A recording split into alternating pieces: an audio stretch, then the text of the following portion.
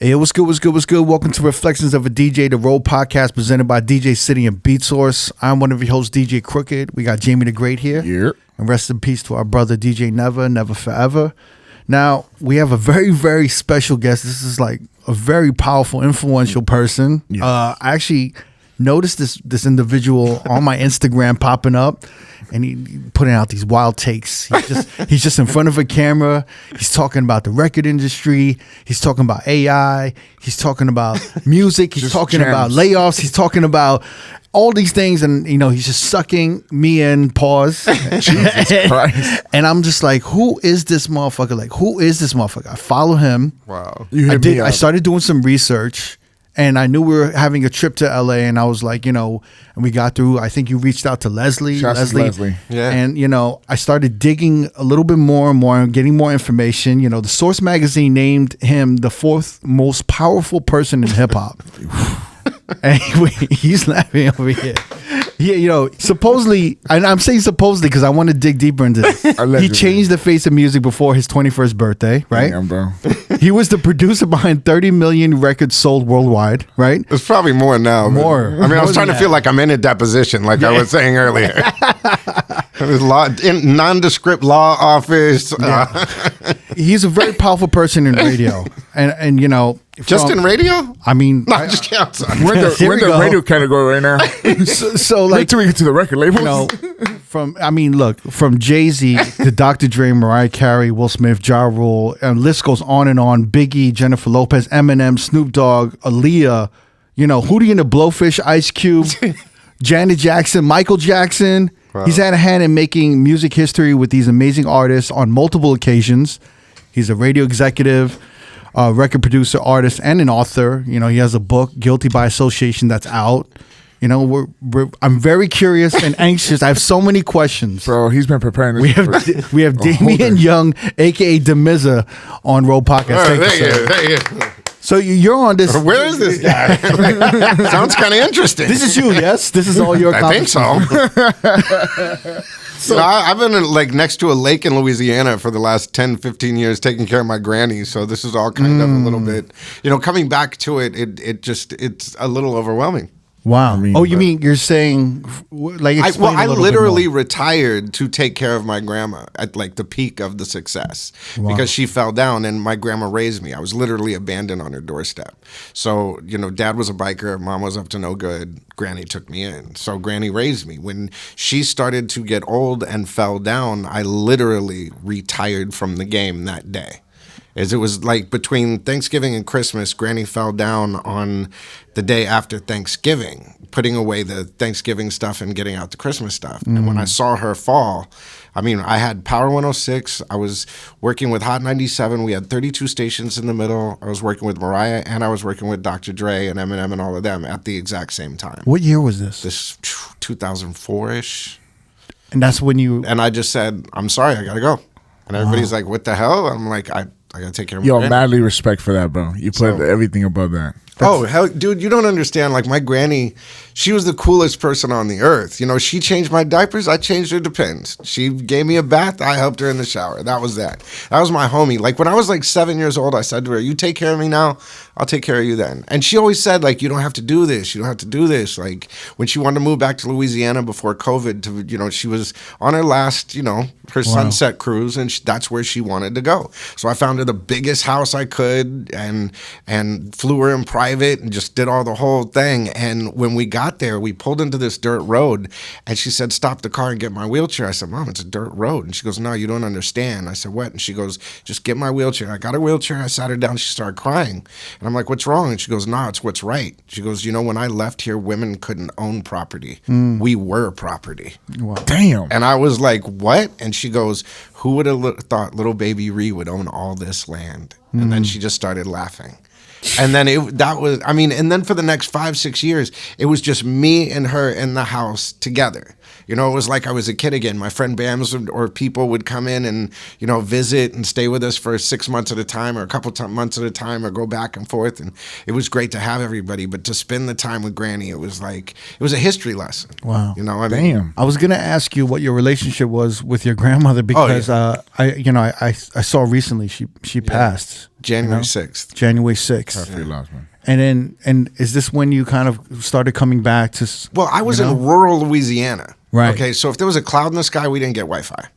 You know what I'm saying? So Really? I was completely removed from anything music business related. For the last 15... For 10 years. 10 years. 10 years on and off. Because, I mean, first I went to Santa Barbara, and I stayed there for a while and just, took care of her there. And then she said, I want to move to Louisiana. So that was the last 5, 6. But out there was no real reception with the phone. Like, I had to drive all the way up to, 15 minutes into town really to get a straight signal. I mean, we were in rural Louisiana. Like, if you drove more than a block, you were in Texas type stuff. So you were there for like 10 years. Well, 7. 7? 6, 7, something like that. I mean, but it was a blast because, in the hustle and bustle of the music business and what the music business has become, I guess, infiltrated who I was. You know what I mean? The drinking, the partying, the just not being the right balance with the world type thing. You know what I mean? And to be out there in Louisiana with just grandma really reset my soul. Really? You're out there in the country. I mean, come on. I didn't have any real content outside of the guy at the gas station and maybe the librarian where I went to go pick up grandma's books were the only 2 people I'd have interaction with. Wow. Wow. What a complete contrast. Oh, yeah. And like 180 of lifestyle and just a career, right? Oh, crazy. It's Crazy. insane. Like all of this, sensory overload of all these stars and, entertainment and being in the middle of everything to, being in the middle of nowhere. You know what I mean? And just with her. You know what I mean? But from a history lesson and just for the soul, it was great. Yeah. Yes. Welcome. Bienvenidos. You do English, I do Spanish. You're going to translate. I got you. Okay. We are here to announce Estamos aquí para anunciar that the R.O.A.D podcast is launching a Patreon. que nuestro podcast está viendo a Patreon. A Patreon. A Patreon. A Patreon. No Patreon. So you guys go to patreon.com Vayan a- /R.O.A.D podcast. Vayan a patreon.com.com Yeah. /R.O.A.D podcast. /R.O.A.D podcast. And sign up to be a member. Vayan a patreon.com/R.O.A.D podcast. Para todos contentos de que vamos a poner afuera. Wait, you're saying a lot more shit than I said. No, I said way less shit, bro. I'm like the thing at Disneyland. Por favor, pongan sus manos y sus pies adentro del carro. So on this Patreon, there's going to be an extra episode a month, but you're also going to get early access to some of the episodes that we release. Vamos a poner extra episodios y extra videos de contento que Crooked ha trabajado muy fuerte en. Wait, you said something like You're okay. Just keep going. who am I fucking really hard? What No, you're working really hard on things. Jesus Christ. So in addition, on this Patreon, there's going to be an extra episode. There's going to be early access.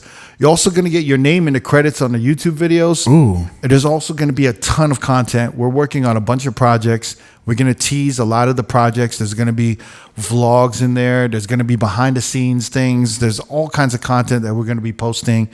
And yeah, man, like throughout the years, you guys have supported us. And we're really hoping to build this new community on Patreon. So go to patreon.com/R.O.A.D podcast. We'll see you there. Hasta luego. Ciao. Peace. When we first went, my friends are so cool that they wanted to make sure. They went to Louisiana with you? Yeah, to make sure that my adjustment was cool. Wow. You know what I mean? Great friends. Great set of friends. Bam's Angel, my little nephew, passed away right 2 weeks before Grandma went with us. Yeah. But I mean, Justin, I mean, all of them. They wanted to make sure that the transition was cool. So they helped me set up the house, get Grandma situated. Everything stayed for the first 6 months. Made sure that we had the cycle going and that everything was cool. And then slowly they'd dip in and out. One would leave, another one would come. Bam's dad would show up and, come and hang out for like 2-3 weeks and then bail. Or I'd have another friend, old friend Erica from MTV would come in and hang out for a couple of weeks, help me with Grandma, and then, you know what I mean? Like to give me a break or whatever. You know what I mean? Like I have the coolest friends on the planet. So they helped with this transition. Oh, yeah. This new lifestyle. Well, and you also have to remember, everybody who knows me knew Grandma. Do you know what I'm saying? Like, and we mentor a lot of people, you know what I mean? So you'd always have these young people coming in and out of the house. Well, Granny was just as important to them as they were to her. You know what I mean? Like, these are Granny's kids. You know what I mean? So it's like, for instance, Bam's been with us since he was 15. I mean, both of his parents were incarcerated at the time, and, he didn't really have a place to go, so he came to our house, and he just fell in love with Grandma, and Grandma fell in love with him, and that was that. That was her new grandkid. So he just never left, and to this day, I mean, not only is he my best friend, but, he would stay and help with Granny. Wow. That's so crazy. Like, going from worrying about 100,000 things to just worrying about one person. Yeah. It's equal with a 96-year-old woman. Trust me. Oh. Trust me. I mean, was that a hard transition? No. Because, Granny was always so a part of my life. You know what I mean? Like, there was never a time I could be in South Korea or Germany or wherever in the world, and I would make sure that I called Grandma before going to bed. I would be in like Panama where they couldn't get where the planes got messed up and I got detained, but I found a way to call Grandma. You know what I mean? Like, so like, what were you doing during this time? Just completely focused. You weren't doing anything. You didn't even in the back of your mind miss any of the work, or was wondering what was going on, and like, you must have been listening to some music here and there. What's going on? And through the kids, you know what I mean. Like, we do a lot in we do a lot in gang intervention. We do a lot with the neighborhood, just outreach and stuff like that. And so through that, I'd help kids here and there and open up studios to them and all of that. And so this is in Louisiana, or in Santa Barbara? Yeah, from phone whenever I could, or whatever with BAMs or whoever. So I mean, I kept my finger on what was going on, but it's not like it was a focus. Really? I literally took it off like a suit. Every superhero, whether it's Batman or whether it's, I'm not saying I'm a superhero, but Batman or Superman, whatever, goes through that dark phase, and then they go through that phase where they're trying to figure out themselves. Yeah. That was my figure out myself phase. Interesting. You know what I mean? I think it's perfect that you bring up the superhero analogy. Because my first question to you, before we get into your history and all your contributions and everything you've been through, and when you look back on your career, I was going to ask you, my first question was literally, what do you think your superpower was? Like, because you touched on radio, you think? Granny, because she taught me how to deal with people. Explain more. I'll give you a situation. Yeah. The type of person to show what Granny is. We were going to San Francisco one time. She was heavily involved in a woman's club, and we got off at the wrong place, Oakland. Okay. And we're at this, and we ran out of gas in this hotel parking lot on the way to the gas station. Mm-hmm. And there were some homies standing on the corner. And it's just me and Grandma. Grandma's got her jewelry on, all this kind of little blonde old lady, in a big Lincoln town car. And I'm looking out the back, and I see the homies on the corner, and I see her, oh my gosh, we ran out of gas, da-da-da-da. Somehow we got to get to the gas station. And I look at the homies on the corner, and they start walking towards us, and I'm like, oh, this is all bad. We're about to get robbed. Yeah. And Granny's like, yoo-hoo, fellas, all this kind of stuff. And they're like, yes, ma'am. And I was like, what the heck? And Granny just had this superpower about dealing with people, or just, talking to people, or getting them, whatever. So anyways, these young people end up pushing the car to the gas station, and she's sitting there making friends with them, hugging and shaking hands. And I'm sitting there like, what was that? Like, weren't you afraid of getting robbed or anything like that? She's like, no. She goes, if you treat people with respect, you'll get respect. And she goes, and those fellas ain't no different. Mm. So you adopt that. So it never mattered what anyone looked like. It never mattered whatever. It was just always how you dealt in that moment. So throughout your career, that has been something you held on to, totally. and you just kind of established with everybody, pretty much. Yeah, because it didn't, to Granny, it didn't matter what you looked like. It just whether you were hungry, basically. You know what I mean? And that could be measured on several levels, whether it be food or whether it be knowledge or whether it's whatever. But that's been the superpower, is kind of, translating Granny's blueprint and just kind of learning it. Can you give me an example with a certain artist that in particular kind of happened where that came into play? Well, let's say that there was an artist that I was dealing with for a very long time, a very big established artist. and would always get themselves into trouble. You know what I mean? Whether that could be any artist. Yeah, right? it could be anybody. but let's just say this artist got themselves into more trouble than usual. Oh, okay. You know what I mean? Right. Like, Okay. I mean, it could be, whatever. But, each time that would happen and there'd be a lesson in it or whatever, I would just keep thinking Granny's words in my head, this too shall pass, this too shall pass. You know what I mean? Or just anything like that.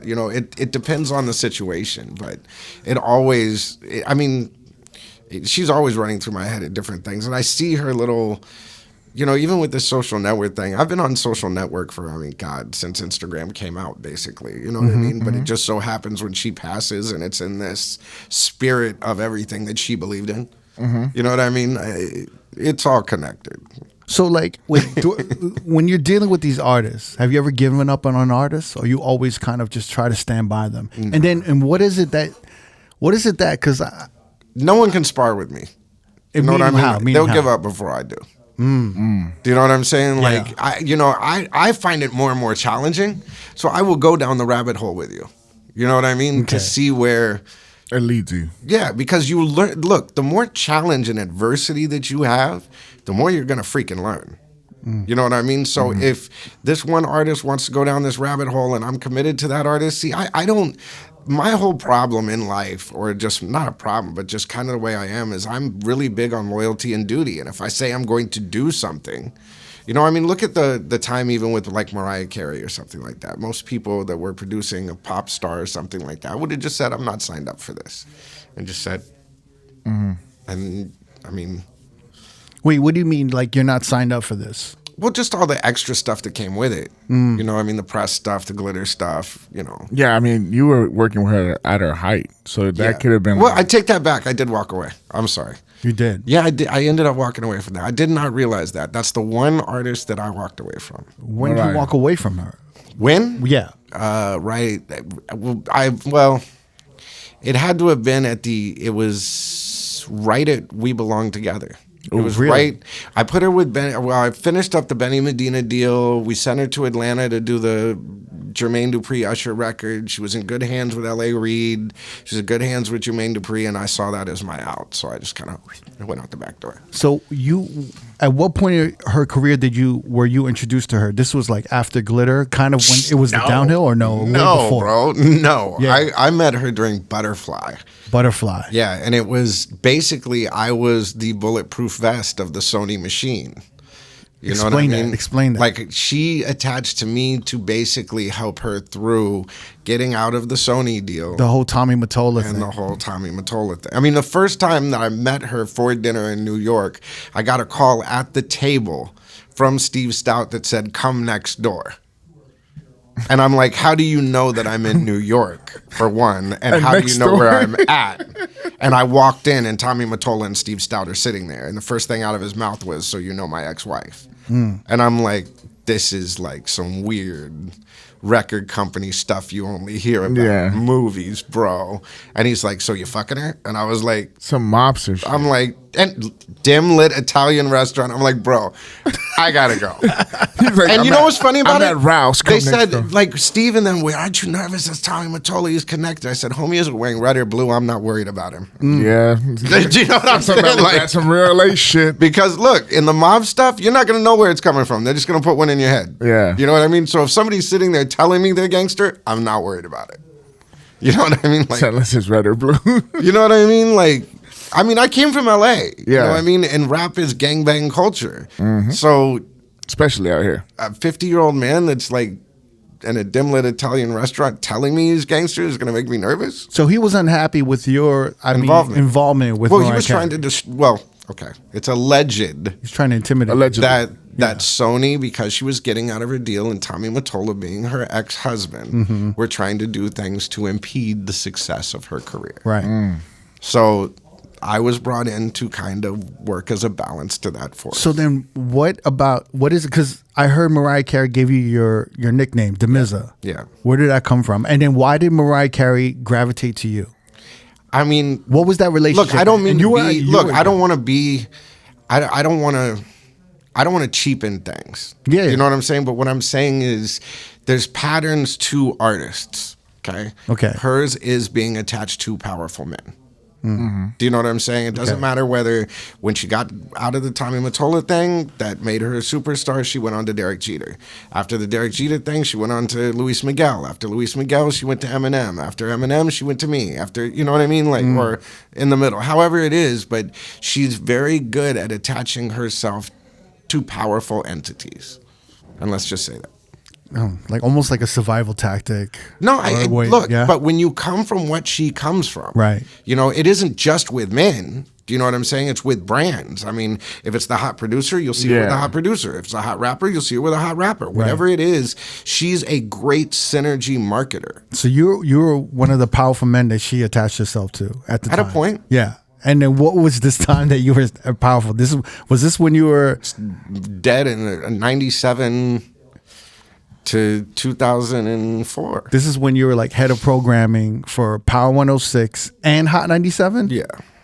So can we explain? Well, I mean, Hot 97, Steve Smith was the program director. Okay. Who was my mentor. Yeah. So basically what would happen is I was Steve's hitman. You know what I mean? Like, go to this station, figure it out. Go to this station, figure it out. So when Hot 97, when Power 105 came on board and Jay-Z was over there cutting drops, you know, aimed at Hot 97 in the Little Kim shooting and the Game shooting, and Flex wouldn't sign his contract and all this kind of stuff. Who did they? Damien, go to New York and fix it. You know what I'm the saying? cleanup guy. Yeah, so I'm the original, you know. So just like you said about your grandmother, you're the guy that comes in And clean shit up. and cleans shit up, but you kind of. But I'm not- But you see everyone as a person, and you Yeah. can see Yeah. everyone's angle. I do it and in Betty. perspective, right? You know, the one thing that I've done very well, Yeah. and this is a grandma trait too, especially with dealing with family, Right. is cleaning things up in a way where it works out best for everyone. everybody. Yeah. Except for yourself. And that- you know what I mean? Like, So you're essentially one of the greatest middlemen in music. oh yeah, Yeah. I am. Yeah. And you know, and luckily that's what. You know, I'd rather be that than the successful one. Do you know what I'm saying? Yeah. Because when you're put in that position, there's a lot. I mean, and I'm taking it now. I mean, whatever. But there's a lot of. You take a lot of shots. You know what I mean? Like you're the vessel that absorbs the bullets so that your artist can succeed. You're the vehicle. You know what I mean? You drive through the battlefield so that you can get your artist from point A to point B. You know, and sometimes along the way, people see what you did for that artist and say, "Hey, can you do this real quick?" Right. You know what I mean? Word spreads, right? Yeah. And so, you know, but you know what also becomes great in that is people know that I'm just not about any bullshit. You know what I mean? Like, it's just face value, yes or no. And if I figure that you're tripping, then I'm not going to do it. You know what I mean? So a lot of times I don't have to deal with the bullshit because they just know better. You know what I mean? Like, I've been doing this so long, and in radio dog years, I should be dead by now. But you know what I mean? I mean, that's why I've gotten away with saying a lot of the things that I've said on Instagram, is because really, who can argue with me? I've been there. I've done that. I don't mean it from an arrogant standpoint. It's just, like Big Boy said, I'm the freaking architect. You know what I mean? Like, Yeah. rap radio, and from 2000 forward, I built the car. You know what I mean? So So let's talk about this. I want to see what exactly was this year where the Source named you the 4th most powerful person in hip hop. The Source I magazine. had just broken Jay-Z. I had just broken Eminem. So what year was this? I had just put Dr. Dre and Snoop Yeah. together for 2001 that turned This had into to be the Chronic. late 90s. This had to be 98. I think this was 2000 actually. No, because Eminem broke in 98, 99. Right. But Jay-Z's this is all- around the same time. But this with is all H2 right so- after. I mean, with the other one. That's when they named you after you. Yeah, I think did it's all 99 or 2000. But it was 99 or just a 2000. culmination of all of that stuff. I mean, what a fucking year. Hard Knock. It was probably the Hard Knock Life Volume 2. He helped out. Real Slim Shady. Then the Chronic in 99. Okay. Well, you have to remember, okay, so Jay-Z had this dry spell, okay, which was Sunshine, Right. Wishing on a Which is the Star. second album. Which is all that. So Yeah. Jay Brown sees that from Quest, okay? He was working at Quincy Jones' label. And he says, I really like this artist Jay-Z. I'm going to have him do these soundtracks. So I become friends with Jay Brown. Jay-Z made it because of Jay Brown. Because all of those stiffs, he should have got played on the radio. You know what I'm saying? Like, he should have just been, you're done, buddy.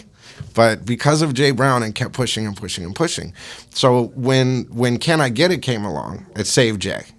You know what I'm saying? From the Rush Hour soundtrack. From the Rush Hour soundtrack, which got him his budget for Hard Knock Life because they were dropping him from Def Jam at that point. So Mill was on that and Ja Rule was on that. Yeah. So, and we played it. So that's one of the first records I broke. So you broke that on the West Coast. I mean, I had On Power and 106. 32 stations in the middle, which gave me hot. And Hot 97. So if I were to play a record, it'd go 3,000 in a week.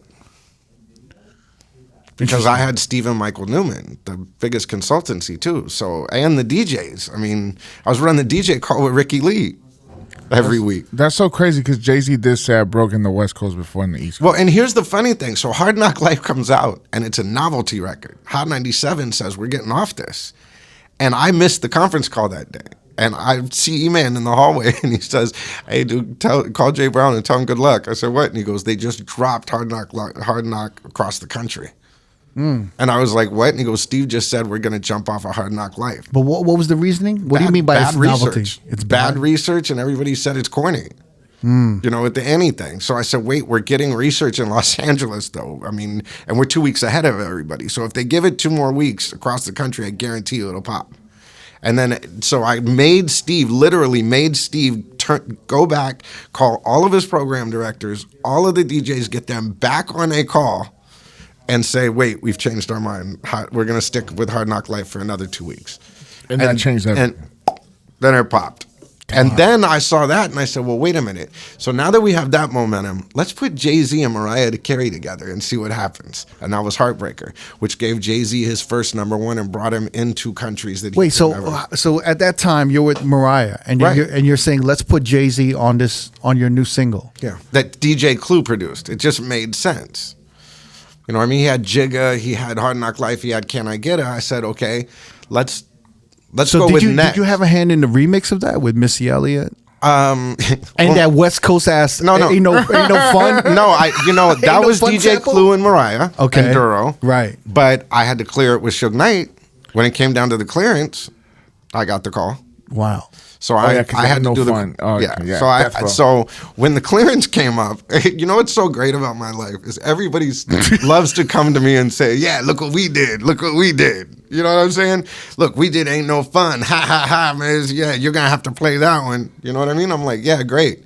Who cleared it? And they're like, what? And I said, did someone call Suge? And they're like, what? And I said, because the second you put that record out, you're gonna get a call from Suge. And it's not going to be the call that you want. Yeah, that's a scary Said, call. so if I were you, I would call Suge ahead of time. And they're like, great, Miz, go for it. So and I'm like... So they made you call Suge. So I'm like, you want me to do it? And Mariah's like, well, you know him, and now he wants to have a call. Like, let's do it together. And I'm like, yeah. Well, Tell me about that conversation with Suge. well, Suge was, Suge's funny. Like, he was like... first That has never been Never heard that. a description of Suge. Yo, I'll give you a funny one. Let me give you a great Suge. Let me give you a great Suge story. So Suge calls me up one day, and we're getting along great. I mean, well, we'll get into how I met him and everything later. But Suge, Suge said, I have a single for Death Row. I got this, song with Crooked Eye and Cisco. Like, I need to bring it to your mixers. I said, Suge, if you come to a mixer meeting, do you realize what's going to happen? No one's going to show up. And he goes, well, Miz, how do we figure this out? And I said, I'll tell you what. Just be at Power 106, 6 o'clock this day, this time. He's like, yeah, okay, Miz. So he shows up. The mixer meeting's going on in the conference room, but I don't tell the mixers that Suge Knight is coming to the mixer meeting. Oh, my Lord. I walk in, and I've got, hey, guys, I brought a friend, and Suge stands at the door, and I swear to God, every mixer looks over and goes, ugh, and jumps up and hits the back wall and slides down the thing. Jesus Christ. And I'm like, yo, he's not going to do, just relax. Everybody sit down. It's like Darth Vader. Yeah. No, because look, the thing like I told you about the respect thing. Suge was the same way. You treat him with respect, he'll treat you with respect. So how I met Suge was the Anaheim Police Department right before Powerhouse. Saturday was Powerhouse. Friday, we get a visit from the Anaheim Police Department. They say, Suge just got out of jail. We're shutting your event down. Damn. And I said, why? And he goes, well, you've got Snoop Dogg, you've got Dr. Dre, you've got all of these people on your show that don't get along with Suge. So Suge's going to show up and he's going to do this and that, and we're afraid of violence, and we're just shutting it down. And I said, well, why didn't somebody call him and invite him? Once again, good luck, Dame. You know what I mean? And so I'm like, Yo. do you want me to call Suge Knight? So whatever. So I call up Death Row, and Cedric answers the phone in promotion. I'm like, Cedric, it's Damien. I want to talk to Suge Knight. And he's like, yeah, right, and hangs up on me. I'm like, whatever. So I call back. I go, yo, it's Damien at fucking Power, 953-4200. Call me the fuck back. And I hung up. He calls back. Oh, I'm sorry, Miz. A lot of people don't call here for Suge Knight. And I'm like, yeah, well, whatever. He goes, he's at home. Let me three-way him in. So three-ways him in. And Suge immediately starts laughing and goes, what's going on? I said, I hear you're coming to Powerhouse this weekend. He goes, what's Powerhouse? I said, stop fucking with me. And I caught myself when I said that. Yeah. And I was like, did you just say that? And he starts laughing. So I'm like, oh, he's cool. And it was just the icebreaker. And then we just start rapping like nothing. I said, look, why don't you come be my guest, hang out in my suite with my family? And he goes, well, wait a minute. He goes, no one's ever really invited me to something before. And I'm like, Poor Suge Knight. yeah, you know what I mean? I never thought I'd say that. Poor Suge Knight. But, and then you think, like, why he acts this way. You know what I mean? Like, Right. you know what I mean? Like, so I'm like, well, dude, come and, whatever. So And so he's hanging with Granny in the suite in your room? No, so check this out. So he gets to Powerhouse, and this flood of the Anaheim Police Department comes, and I guess Suge's here. And they're like, yeah, but we got a problem. I said, what? And he goes, he brought one extra person. And I'm like, okay, so here's a ticket. Let him in. And he goes, no, we want that as the excuse not to let him in. And I'm like, no. I said, no. And Suge comes up, and he walks up while we're having this conversation. He goes, Miz, I left him at the door. He goes, I told him to go home. He goes, this is your house, and I respect it. And the Anaheim Police Department saw him say that, immediately started a gang file on me. Really? Immediately. Like, from then on, I had police all over me. Like this guy must be connected. Totally. Or not a gang file, but there was always... There was a file. There was a crash Yeah. behind you. Your picture went up on the corkboard. Like, and it's kind of funny because that night with the mixers, I took Suge into my boss's office first and said, just chill for a minute. Let me just, get them started, whatever. And he sat down. He was smoking a cigar. And Sure, put this on. yeah, and my boss was sitting there looking at him and looking at the cigar, looking at him, looking at the cigar, and I'm like, "Oh, Suge, by the way, you can't smoke in here." He goes, "Oh, I'm sorry, Miz." Takes the trash can, puts it in. My boss looks at me with this look and looks at him, and as soon as he walks out, he goes, "What are you into?" And I'm like, "What are you talking about?" He goes, "Are you a gangbanger? You just asked Suge Knight to put out his cigar, And he did it. What kind of power do you have?" I'm like, you treat him with respect, you get respect back. There ain't no smoking in here. Wow. So you just humanized Suge Knight. But that's the thing is, it's the grandma in me. You know what I mean? Like, look, if we're in a room, we're going to get along because there's something that we can... People are too busy looking for how they will disagree in this world, are looking for the negative so bad so they can go, aha, I got you. You're not as cool as me. You know what I mean? Right. Rather than to go, yeah, I had a great experience. We can agree on this. You're automatically finding the common ground. That's all I want to do. Right. That's It interesting. saves a lot of headaches. Yeah. My God. So And it keeps a lot of bullshit off your plate. So wait, there was nothing popped off at Power. I never had No. At Powerhouse with Suge Knight, Snoop, and Dr. No. Dre all under the Honda Center. There was this one tense moment with C Murder. So C Murder shows up and he says, "I want to meet Suge Knight," and I'm like, "Yeah, come on upstairs."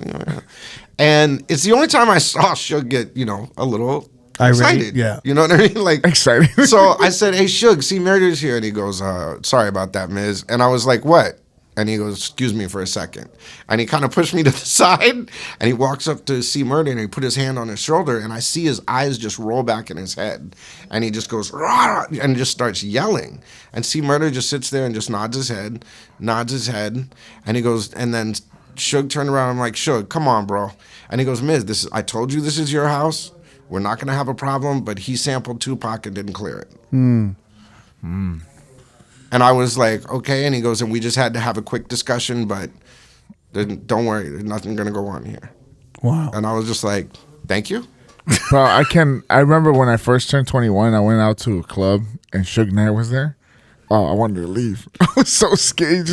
He's this big stature figure, and you're like, and he's with cigar glasses. Everything you can remember from the 90s, you steal that. And I'm like, all right, it's time for you to go, guys. Come on. Like, it's just a scary sight.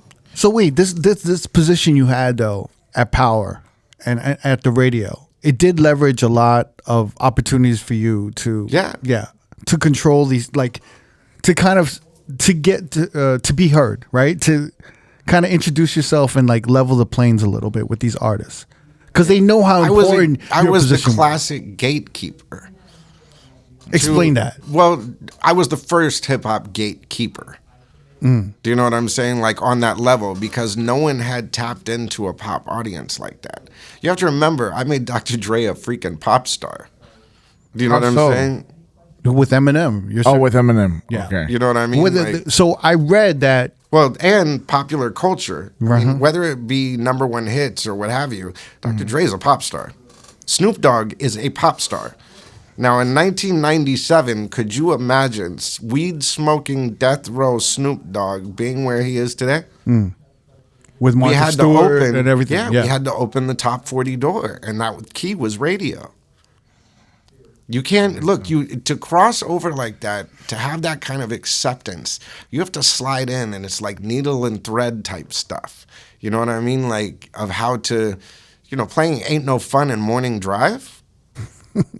Do you know what kind of shit I took for that? That's crazy. So wait. I want to talk about this because we had to make it palatable first. And do you know what I mean? Like, then set a runway.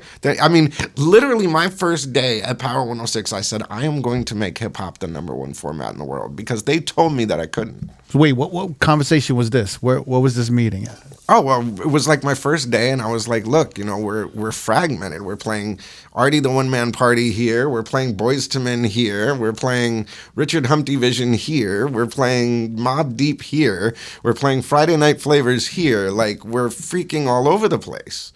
Like, we need to focus on what the core market of our most condensed zip codes are, which is East Los and South Central. That's what we need to focus on. And they're like, you're crazy. We need to stick to Boyz II Men. Do you know what I'm saying? And I'm like, no, we need to get Dr. Dre and Snoop Dogg back together. And they're like, you're high? Stay over there. And literally, when the first time I put Eminem on stage, they said, if you put that white kid on stage, you're fired. When I wanted to put Dr. Dre and Snoop back together, they said, it's too gangster. We'll never be able to do it. You'll be fired. How many, Glitter, right after Glitter, Mariah will never come back. You're wasting your time.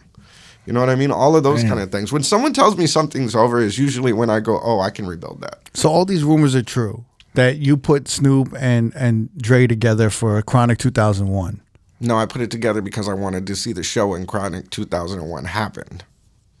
Explain that, please. Well, because I heard it was just like a prank. It was almost like a prank. It was a prank. Well, the joke was on me, but what happened was I booked the Dog Pound to perform at a Flavor Jam at the Palace in Hollywood, and Snoop showed up. And Snoop was telling me he just got off death row and times weren't great. And I said, well, come to Power 106 and do a weekend show. And this is before he signed with Master P? Oh, yeah. Master P heard him on the radio to sign him. You know what I'm saying? So it just kind of snowballed like that. But anyways, he comes on and he does his radio show. And then someone introduced me to Dre. So I'm like, yo, I have Snoop Dogg on the weekend. Wouldn't that be great if you came in, DJ'd, maybe show, da-da-da-da. It's like, if we do it, it's got to be. And I'm like, okay, whatever. So I went back to Snoop and I said, yo, I heard Dre want to work with you again. Because I just wanted to see him in the same room. You got a lot of nerve. I do. I was like, what, 20 years old? Who gives, you know what I mean? 20 years old and you're something like that. Is if I'm going to get fired, might as well go out with a bang. So I was like, yeah. So he was like, yeah, whatever. So I went back to Dre and I'm like, look, I got Snoop for Powerhouse coming up. He's going to perform at Powerhouse. Why don't you come and just hang out? You haven't seen him. That way it's not, it's just a show and you came and da-da-da-da-da. Was there friction between them? Or? Not at all. And that's the first thing that I noticed. They both said the same thing. Oh, I haven't seen Dre in a while. Oh, I haven't seen Snoop in a while. So it was kind of like, okay, so you're both telling me this is wide open. Yeah. So I was like, if I can get this under the brand, then this. But like, will be can the we show. explain a little bit too, like what was happening at that time with Death Row and everyone splitting up? This is when Dre was kind of creating Aftermath, or No, or this is before after that? the Firm and after. Okay. And after the Aftermath album. So Dre was actually, Jimmy Iovine called me when I first put them together and we announced that we were doing the Hawaii show, which was the reunion. Jimmy Iovine called me and said, look, I've got $250,000 bill on my desk for a promotion that I don't even know how you got from an artist that I haven't seen from Death Row and another artist that doesn't produce that I'm about to sell his label. Like, what are you doing? And I said, well, we're putting them back together. He goes, I don't have an album. I said, trust me, you're going to get an album. Because I just saw how they're working. You know what I mean? And it just, but anyways, at the show, Wow. Dre shows up and I got him a dressing room. And the reason why I got him a dressing room is so that I could switch the names on the doors. So I Switch put Snoop's right. on one and Dr. Dre on the other. And then when Snoop went in, I switched the names So Dr. Dre will walk in on Snoop. into Snoop's dressing room. Damn, that was your. That was the big plan. That was your big plan. And they went in there and they talked or whatever. And then shout out DJ Jam. Without DJ Jam, it wouldn't have happened. But we're sitting there, and I look, and Dre's sitting there on the stage watching Snoop Dogg perform, and I look over at Jam and I go, "Hey, play Deep Cover," and Dre's like, "Dude, no, it's da da da." I'm like, "Jam, play Deep Cover," and Jam goes, "Come here," and I look at him, he goes, "Look, they had a conversation, but we're not there yet," and I said, "Play fucking Deep Cover," like that, and I grabbed 2 microphones off the table, Live on stage, and walk up to Dre and go, "Take one and go." And he just looked at me like, "You're persistent." And he said, and he grabbed both mics out of my hand, and I looked at Jam. Jam saw him grab the microphones, hit Deep Cover. Dre walks out there, Snoop surprised, but Dre walks out with both mics, turns around, says to me after doing Deep Cover, nothing but a G thing, that whole little set. Amazing. Comes over and walks up to me and goes, "Is that what you wanted, Damizza?" I said, "No, what I wanted was an album." And he just looks at me and goes, "Keep talking, motherfucker, keep talking." And then he left. So that Monday he called me and he goes, "So, an album?" And I was like, "What are you talking about?" And he goes, "I started recording, come by the studio." And he goes, "And I'll play you some stuff." What do you? Wow, what did he play you? I mean, let's just say it wasn't 2001. I mean, there was a record. Some people think that, Still DRE was the first record that Jay-Z wrote for Dr. Dre. No, there was a song called Malibu Dre sometime before that. Really? Yeah, it was called Malibu Dre, and that's the first song he played for me. Wow. And you heard the reference track with Jay on? Yeah. Dude, that's the one track I would wish I can hear. That one reference track. No, Still DRE is. Hearing Che going, "In the Lolos, girl." Yeah, that track, the Steel Dre track reference. I'm sorry, that track I wish I can hear in my life. Yeah, because I'm like, that shit must have been. Well, but see, that's what I'm saying about Power 106 in the day, like the powerhouses. We'd have everybody on it. You'd have Eminem and Ja Rule playing dice in the corner or playing pool in the corner. We were getting food fights and do all kinds of crazy. I mean, every Shaquille O'Neal would be playing Craps in My Office. He was working a record. You know what I mean? With Irv Gotti and whoever happened to be there that day. So this was the beginning of you, of Dre kind of trusting you. Yeah. And kind of like listening to you and being like, this kid, this 20-year-old, this kid has his finger on the pulse, and he's well. And I didn't realize it till years later. But like for instance, after we did Hawaii, he's like, "Okay, so the album's gonna come out, and we want to go on tour." But the reason why we did the show in Hawaii, and thank God for the Baker Boys because they came up with this idea. The reason why we did it in Hawaii is because we couldn't get a venue to take it in Los Angeles. No one would insure it. So after we did the Hawaii thing, we had this huge buzz, and we had the added of Eminem now. Do you know what I'm saying? So it was like, okay, now how do we get, oh, wait a minute. Jay-Z's manager is Jay Brown. His wife runs Magic Johnson's company. So I'll call Jay-Z and Jay Brown and ask them to introduce us to Magic. And so Magic came on as the promoter of the tour, and Dr. Dre went out. And that's Up in Smoke tour. And that's the Up in Smoke tour. That's a tour that I wish I would have gone to, man. No, and what's even crazier is Hot 97 had Summer Jam, but Steve Smith and Randy Bazzelli and Michael Newman owned the touring apparatus for that, or the infrastructure, the staging, the lighting, all of that. So I'm like, well, when we do the Hawaii thing, why don't you guys be the staging? And then when they go take it, because I knew he was going to take it on the road. It was only obvious. I was like, yo, then you guys can be the staging and the lighting and the rigging. Mm-hmm. Then we can tie it into the consultancy and the radio stations and so on and so forth. And we keep everything in package. It's so insane that you're just in radio and you have your hands in so many things that are happening and you're creating all of these like things in motion for the record industry and all these artists. Yeah. At 2021. Do you ever look back and just think about the changes in radio from then and now? It's just insane. You know what? I look at it as, you know what? I was a kid that literally was just such a big fan of music and they left the door open. The second they figured it out, the record companies, everybody, like, I mean, look, the front page of the LA Times, they said I was in payola. They said I did all of this stuff. I mean, I'd never accept anything that was not right for my radio station. Just look at my moves.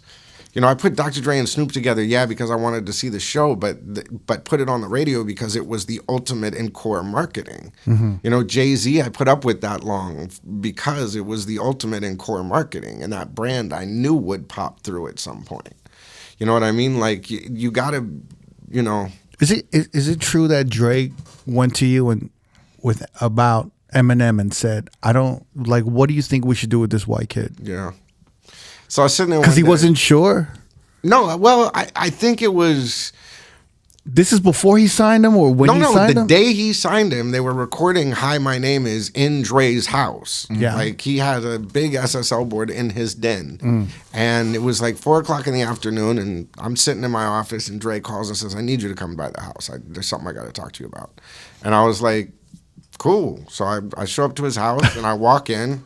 I know, it's crazy. I'm like sitting there like I'm in Dr. Dre's house. It's like he's like, I want to know if I have a hit or not. Yeah. It's almost like he's calling you to be like, come in here and listen to this. Would you play this on the radio? Yeah, something like that. Yeah. So I walk in and it's Melman and Seagal and, you know, a couple other people. And I look in the booth and he's literally doing the part, Slim Shady, you a bass head. Why's your face red? And I'm looking in there and I'm like, oh, he's writing, but he's doing it in that voice. Mm-hmm. So I look at Dre and go, oh, he's writing something for you? And he just kind of shakes his head. And you don't know Eminem. And I've never seen him. I mean, I think, I had heard of the Rap Olympics kid and all this kind of stuff. Yeah. So I think maybe I was kind of like, you know, vaguely remember something about, you know, this could be that kid, but I don't. It's not certain. It wasn't certain. It sure as hell didn't come across that way when I'm hearing him do Dr. Dre lines. I think he's writing for Dr. Dre at the time. You know what I mean? So I'm like, to Dre, I was like, yo, he's right? And he's like, no, come out here for a second. I was like, what? And he goes, and he puts his hand on my shoulder and he goes, how do I break the white boy? And I go, wait a minute, you signed the white boy? And he goes, yeah. And I'm like, oh, that's going to be easy. It's the ultimate form of credibility. You did NWA, bro. And he goes, well, the Vanilla Ice thing and this and da-da-da. I was like, dude, tell you what, you tell me the story of NWA from beginning to end and I'll break the white boy for you. And he's like, well, you got till 6 a.m.? I said, yep. And he's like, okay. So he sat on his stairs. I sat on his washer and dryer. And we literally sat there from like midnight to 6 o'clock in the morning. And he told me the whole story of NWA. From the World Class Wrecking Crew to Eazy-E to how the room was when Boys in the Hood was written by Ice Cube and then the vocal session. I mean, just everything. And about 6 o'clock in the morning, M comes out and he goes, dude, I've been sitting in there. I'm going home. And I was like, no, you're going to Power 106. Friday Night Flavors 10-year anniversary. Nick and Eric are doing their thing tonight. It was a Friday night. I said, go up there and, you know, tell them that, you know, you're going to do the show and, you know, do the interview and then come do Friday Night Flavors 10-year anniversary. So we get to Friday Night Flavors 10-year anniversary and my boss calls me and goes, you put that. And it was, keep in mind, it was Guru, rest in peace, and Primo. And, I mean, Friday Night Flavors is an underground show. Right. Didn't you know what I mean? I mean, Eminem is underground. What? He's like an independent. But nobody knew. Yeah. Do you know what I'm saying? But in New York, we like... In radio. Yeah. In radio, no one knew. But You know like what I in mean? the underground scene, he was like, we heard of him. Great. Yeah. Great. Like the Fat Beats. And Nick and Eric did. Yeah. The Baker Boys did. They were like, yeah, the Rap Olympics kid, yeah, let's go. Yeah. You know what I mean? And I'm like, yeah, great. You know what I mean? Like, whatever. So they go on, they do their thing. He shows up, and it's me and Warren G and Primo and Guru standing on the side of the stage. And Guru leans over and goes, you putting the white boy on stage? And I said, yeah, that's Dr. Dre's new artist. And Primo looks over like, what? And I was like, yeah. And he goes, oh, this I got to see. And then we all stood there. And he goes right into Just Don't Give a Fuck. Yeah. And it just ripped the roof off the place. And the next morning, I literally walked to my office and I was packing up my box. I shut the door. I was literally... You thought you were going to get fired. I'm getting fired. But I went out with a bang. So I'm just putting the stuff in the box. And my boss stuck her head in the door and said, you're lucky that white boy killed it. Where's the record? Wow. And that was it. You almost, it's like you almost had to have been a 20-year-old, 21-year-old to get this shit done, because if you were any older, you would have been protecting your job a little bit, or you think even if you were older, you wouldn't have given a fuck. I'm just in general don't give a fuck. It's that powerful of fuck it. And then Well, no, I mean, if you're go. gonna make an impact in this world, like You gotta shit, say it. You gotta go. gotta go down in flames, dog. You're gonna go down swinging, man. You know, I mean, shit. That's when the best things is done. So when you the got biggest risk. So when you got close with Dr. Dre and Snoop, this is when you started just kind of being cool with Warren G and the whole circle. Well, it started with Warren. Really? Like, really, it was Warren. Because I heard you had a good relationship with Nate Dogg. Oh, Nate Dogg is one of my best. Rest in peace. Rest in peace. Yeah. For the best. And now I have a voices great in relationship with his kids. You know what I mean? Nige and Junior, and you know, it's I mean, Nate and I, you know, it's funny because Nate and I had such a sarcastic and fun relationship that a lot of people were like, nah, you couldn't know Nate Dogg like that. You know what I mean? Even his kids, they were just like, my father didn't joke. He just wasn't a funny guy like that. And I said, dude, your dad was fucking hilarious. Yeah. And I had this drop of where we were doing this mixtape thing, and we were having this conversation while we were recording it. And I'm like, hey guys, listen to this. And they looked at each other and they go, I have never heard my father joke with someone like that. That's like, all right, Damizza, whatever the fuck you think. All right. So wait. So I want to talk about a little bit of your record producing. Okay. And then, because there's one of my favorite records, and I'm a New York guy, Yeah, here we go. For me to say I like a West Coast record takes a lot, buddy. It takes a lot, Yeah. But, the Shade Shiest with Nate Dogg, I still where I play want it to be, this day, by the way. And you know what's funny is they said, okay, let me tell you what. First off, let's clear up a couple things. Yeah, let's do it. about the Shade Shiest thing. Yeah. Okay, Shade Shiest, I had met when I was doing weekends at Power. We just had met in passing, and we would get together and just make songs, just as like a couple of friends when I was working in Santa Barbara full time, but just weekends at Power. We get together, make beats, make songs. I mean, he was just a kid off of Adams and Crenshaw, good kid, no trouble, no gangs, no nothing, right? So we get together, make some songs, whatever. MS Broadcasting sees me making all of this money as far as a producer. And they go, we want our hood tax. And I go, what's that? And they go, we want an artist. We want a record deal. We want some of that big money that they're getting. You're helping Jay-Z, you built that label. You're helping Dr. Dre and help build Aftermath. You help build Murder Inc. You help build da-da-da-da. Well, we want a label. So I set up a deal with London Sire Records. KG from Naughty and By Nature and I got together and we produced Where I Want to Be. Yeah. I wanted Snoop on the record originally. That didn't work out very well. You know what I'm saying? Wait, why not? That would have sounded great. Someday we'll get into that story. But Look, someday, you New York. today. No, it just didn't work out. You just gotta understand that I know what he's meaning because I'm from LA. It just didn't work. Okay. It just didn't work out. I get it. All right. I get it. You know, I mean, Yeah, it just didn't work out, buddy. So it. Shade just happened to be on the record. You know, because before Corrupt got on the record, Shade was on the record.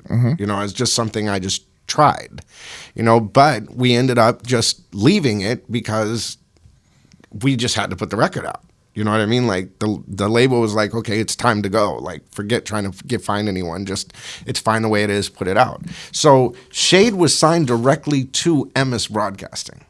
Was not signed to me, and that's the biggest, crock of shit that I've heard is that Shade was signed to me. No, he was signed to Emmis, and Emmis got a $750,000 check, then a $1 million check. 50 Cent was not the first artist to get $1 million. Shade Shice was the first artist to get $1 million. Really? That's crazy. Straight to Emmis Broadcasting. And to this day, I have never received a cent from Where I Want to Be. Not even a production. You have a producer credit on it though. Went to Emmis Broadcasting. Wow. So you never got a fee like in. You got wait. Did you do it this way so that it wouldn't be a conflict of interest for you to be a record pro? Straight up. Because you can't be a radio programmer. Yeah, and I was like, dude, this is all bad. I don't want to do this. I do not want to mix this up. And they said, you have to do this. Meaning what? You have to follow through with this artist. You have to do. We want this. We want this label deal. The hood tax. Interesting. And if you don't do this, then we're gonna. I mean, we need to reassess the relationship. Yeah. And at the time, they were talking about charging the DJs for airtime. They wanted to charge the DJs that were doing the weekend mixes because they said they were making money in Hollywood. They should be paying us because we're the ones making them the money in Hollywood. I took a pay cut so the DJs could. Wait, Power said the DJs had to pay for being on the radio? That's what they wanted to do. That's insane. And I ended up taking a pay cut so they wouldn't. Wait. When was this brought up? 2003. 2003. Val Mackey, the GM at the time, and Jimmy Steele.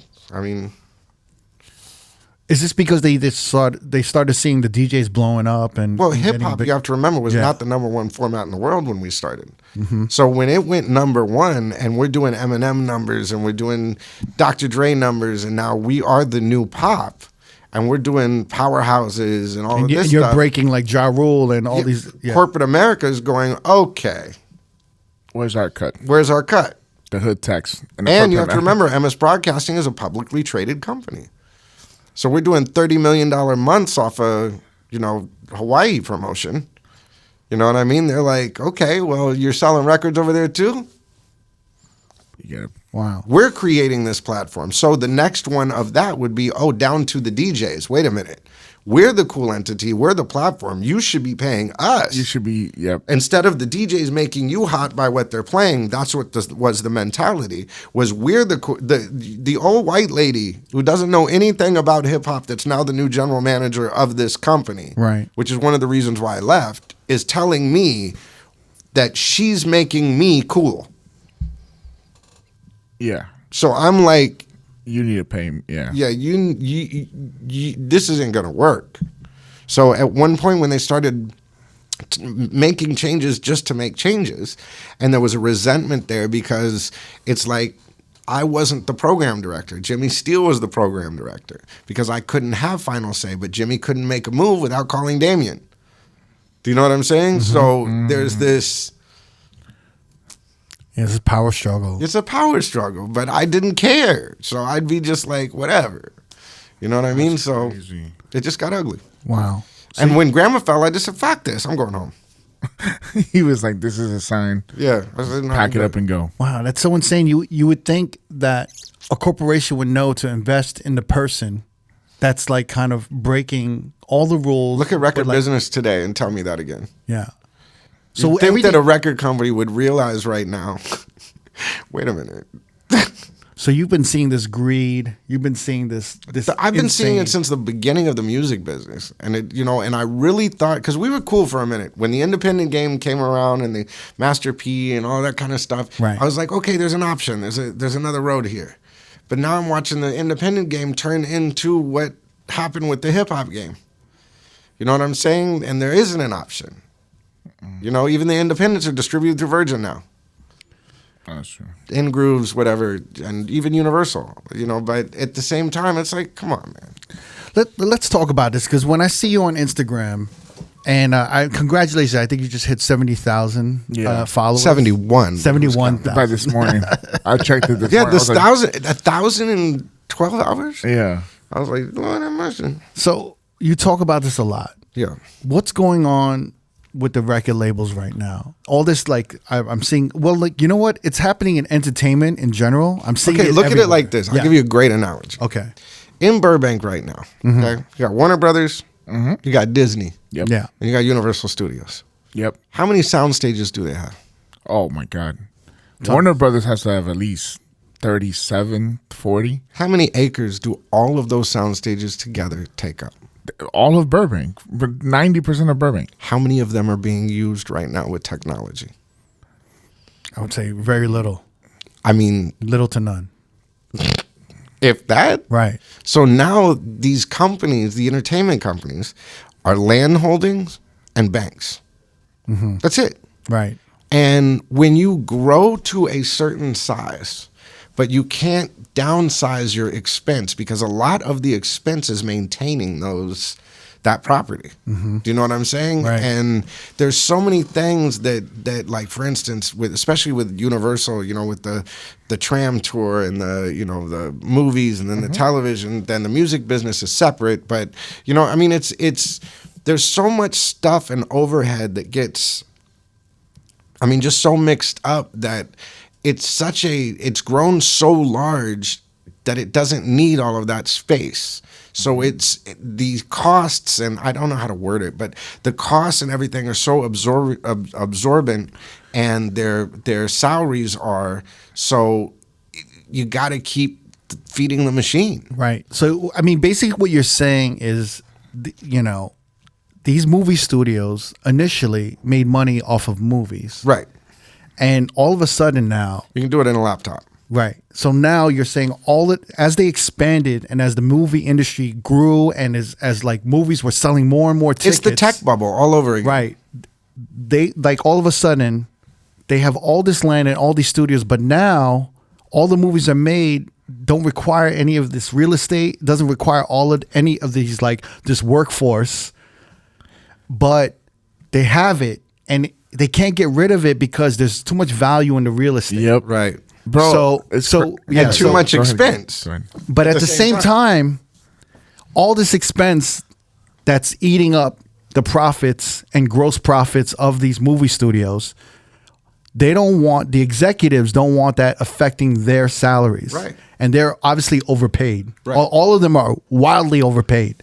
Excessive. So the only thing they could do is say, well, the old way of making movies is kind of like, it's not here anymore. We don't need all these people. Let's get rid of the workforce, keep the land, and let's see what happens with the land. But ultimately, Well, you have right? to remember they've leveraged the land. They can't sell the land. Or else you're talking about the company's valuation. Right. You know what's crazy? I took my girl in a Warner Brothers studio last year for her birthday. She wanted a studio tour. I want to say 90% of the sound studios were like storage units. Yeah. Like, yeah, that's how crazy. That's why I kind of knew how many. So there now were. think about music. Before, you used to have this ecosystem of studios and, Engineers, musicians, engineers, writers, all these You things. don't need none of that no more. Some kid come in with the single, Right. did it on his computer, mixed, mastered everything. Also, the A&Rs. Yes. All the tastemakers, all these people. Okay, how right? much were A&R? Okay, let me tell you a funny story. Yeah. A friend of mine who's an A&R got fired recently from Universal. And I was like, he goes, it was just about time. And I was like, what? And he goes, well, you think? I worked there for 5 years. I never did anything. And I was making about $1 to $2 million a year. So he admitted he wasn't doing it. He was like, they just didn't do anything with him. They They were didn't just have giving no a free check projects. at that time. He was there in case.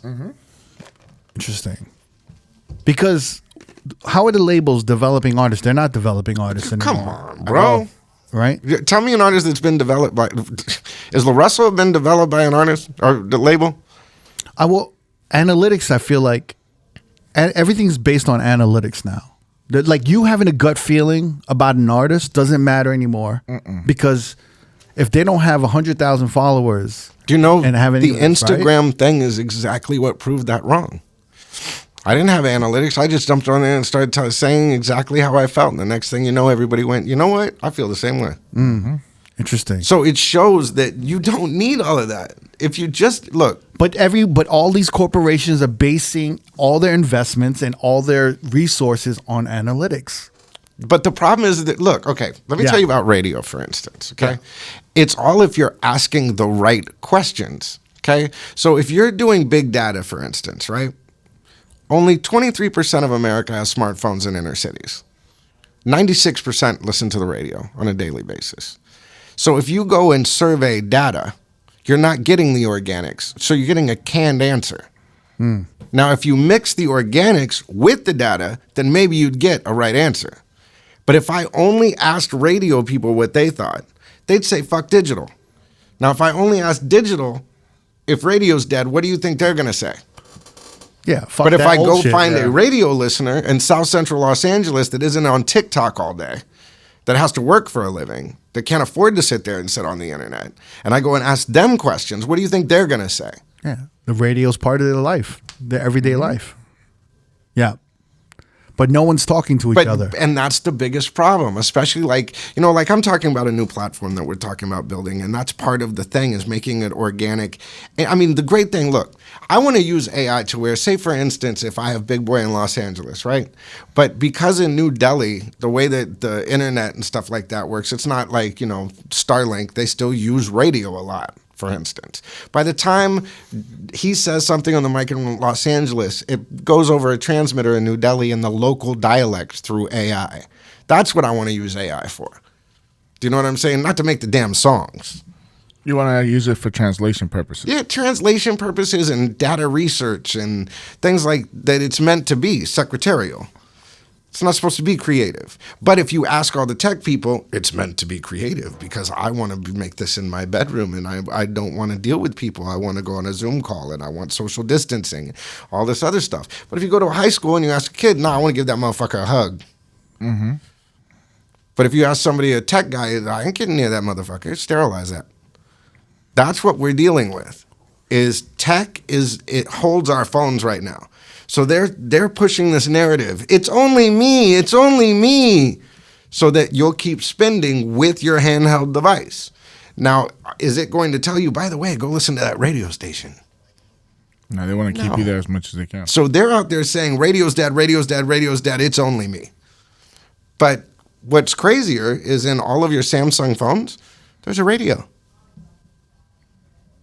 I didn't know that. I mean, everyone has... There's no API to access it, but... Every station has an app.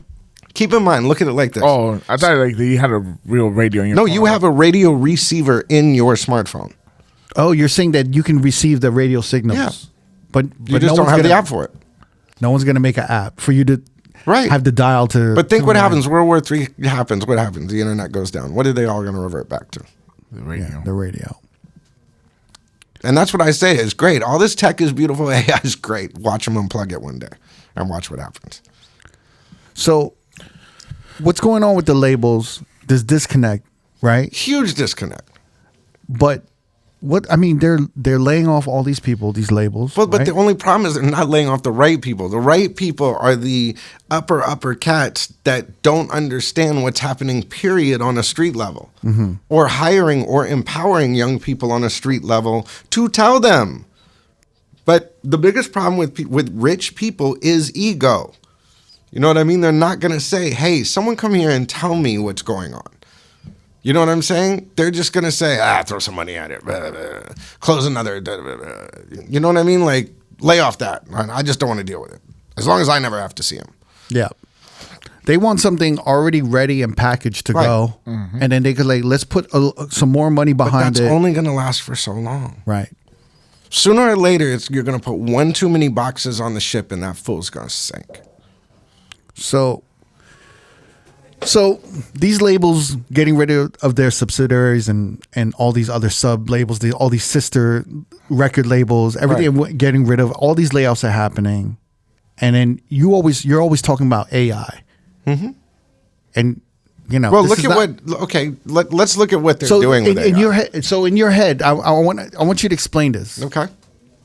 So this is not just like these companies getting rid of all these labels for no reason. They're trying to eliminate the artist. They're trying to eliminate everything that costs them. And one of the biggest expense to a label is paying royalties. Mm. So if you could replace that, for instance, Sony's out there suing or knocking on the doors of every AI house that they can come in contact with and say, what are you doing?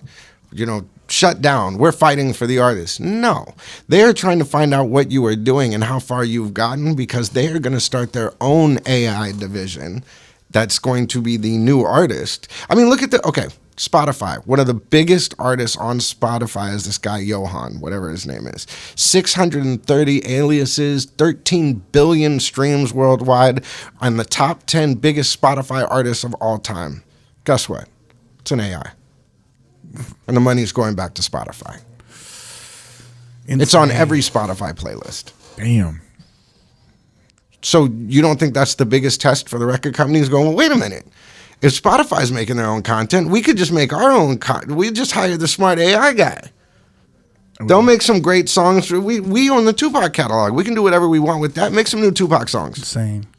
So like, and we don't have to pay any royalties to anyone. So on Instagram, there's these like virtual AI kind of influencers. Yeah. These people don't even exist. Right. Right? Models. They're the models and they're influencing. Yeah. And people are eating it up. Yeah. People are following them. Millions of followers. They're selling a bunch of shit. They're promoting and marketing a bunch of shit. So the future is that we're going to have imaginary artists. Yeah. Being created by AI. Right. And the music is going to be AI and it's going to be a person that doesn't exist. But this is the disconnect between tech and reality.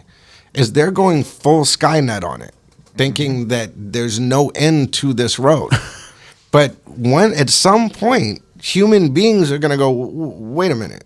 Mm-hmm. Do you know what I'm saying? And that's just what's happening. I just noticed it before anyone else. And all it takes is one desperate artist to sign the rights, who needs money. Drake, he did it. What are you talking about? He took a $400 million deal. Then he was the toe in the water. But luckily, some very smart people went right into Congress and drafted a bill. So we'll see what happens. But in Congress right now, they have the first draft of the HR, thing on AI and to regulate AI. Well, it's not just to regulate AI. What I like about this bill, or from what I've seen, I may be wrong, but from what I was hearing as I was coming down, is the way that they have it set up is your intellectual property is your own. Mm-hmm. Mm-hmm. It covers everything: your voice, your likeness, your music, everything in you is part of your digital footprint, basically. Is your digital image is yours, as well as your voice, as your likeness, so on and so forth. So if they get that, I'll be happy. It's funny, and my brother was. But that doesn't save us. Excuse me for interrupting. Go ahead, it doesn't save us from people making content and then telling us it's real and it's AI. Yep. God damn it. But you also have to remember where we're going. I mean, with Neuralink and all of these kind of things in the next 10 years, we're going to be living in a hologram. So, it's as crazy as it sounds. I mean, when we were watching Star Trek as kids and Captain Kirk flipped that over and said, wow, how neat would it be to look at a television on your phone or on your Kit, Knight Rider, on your watch, talk to somebody. And that'll never happen. Fucking iWatch now. You know what I mean? Like, come on, bro. I mean, the issue is that when all the creatives, all the artists, all the actors, musicians, and everybody, when they need money, and then when the AI is going to give them a huge check. Yep. Yeah. When it's up to them to say no, but if they really need the money, they're going to say yes. And then when one of them says yes, the other 10 or 15 are going to say yes. Follow suit. I mean, that's what happened when people were saying. Drake got mad when someone AI'd him. Then he takes $400 million and they say AI Pac and Snoop. Okay. No problem. What's your feelings on that? I know I saw the Instagram post on what you were. I like AI for building a resume. I like AI to work with when it comes to research and stuff like that. But the way that they're pushing the narrative to take over, it's like, bro, come on, relax. You gotta that's the problem with tech with me, is they're pushing everything. It's not subtle either. I mean, one day I wake up and there's a whole U2 album on my iPhone. I love U2, but Jesus fucking Christ, Jimmy. You know what I mean? That's all Jimmy Iovine working at Apple. With Apple. You know what I mean? And I'm like sitting, and his best friend is Bono. Let's make sure everyone has this album. Screw the money, we're rich. It's like, dude, that's megalomaniac shit. Yeah. You know what I mean? Like, you're making decisions for people. The algorithm, look, for the algorithm to work properly, you would have to literally sit on your phone all day, every day, and hit yes or no. Do you know what I mean? Because every random yes or every random no only gives the algorithm a perception of kind of what you like but don't, so it keeps trying this other shit. And it sure as hell ain't going to give you something independent. It's going to keep it in that infinity loop of the majors. Yeah. You know what I mean? So, it's this whole thing is repugnant. There was this AI company that invested. They wanted to buy Scarlett Johansson's voice. Oh yeah, They I wanted saw to that. use that, right? You saw that because of she was the voice in the Her movie. Yeah, and she denied them multiple times. But the whole time they were talking to her, they already developed it. Yeah. And they released it already. Okay, so here's But something funny. they didn't expect her to turn all that money down, and she did turn it down. And then obviously she ended up suing them, and they had to pull it. Yeah. But these AI companies, they're just No, I went to an AI company the other day that a very famous artist has, and he showed me how easy it was. He literally stood in front of me with the phone and went left and right, and then he said, say this sentence. And I held up a sentence, and I read just a sentence, one sentence.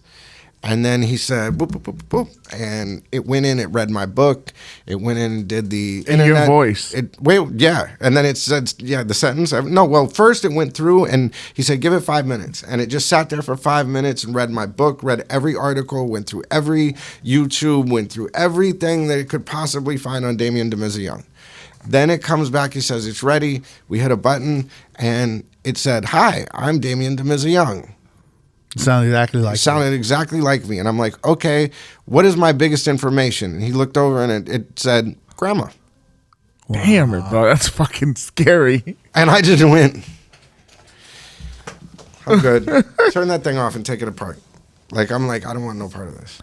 That's scary as shit. So, in your opinion, only, Isn't that nuts? That's overwhelming. That's a little bit in your too much. opinion, how long do you think it is before Oh, this shit destroys everything? We're between 2 and 5 years window right now. Yeah, I was thinking the same thing. If Look, they did that already shit- have. Look. We're already. Look, they're gonna unravel some shit soon. Like, I mean, look. How do I word this? Take your time. No, well, look, you got to think of it like this. Because I've been involved in so many things, I've met a lot of very interesting people. Okay, at a lot of levels, and I'm a trustworthy person, so I don't really talk about meetings that we have. So I've met interesting people that have security clearances and things like that. Let's just say that they're about to unveil some stuff that will blow everyone's mind. It's not AI. It's just The next, 6 months? over the next year, we're going to see the gravity manipulation. We're going to see just how far we are technology-wise. I mean, look, if we're doing AI, they're 20 years ahead. My grandfather was employee number 27 in the CIA. And what he said to me is, whatever you're seeing, we're 20 years ahead. If not, then we would have a problem. So AI was already developed 20 years ago. AI, the internet, all of that stuff was done 20 years before, or else they couldn't control the narrative. No wonder they sped shit up quick and... Okay. So now what you're seeing is them roll everything out.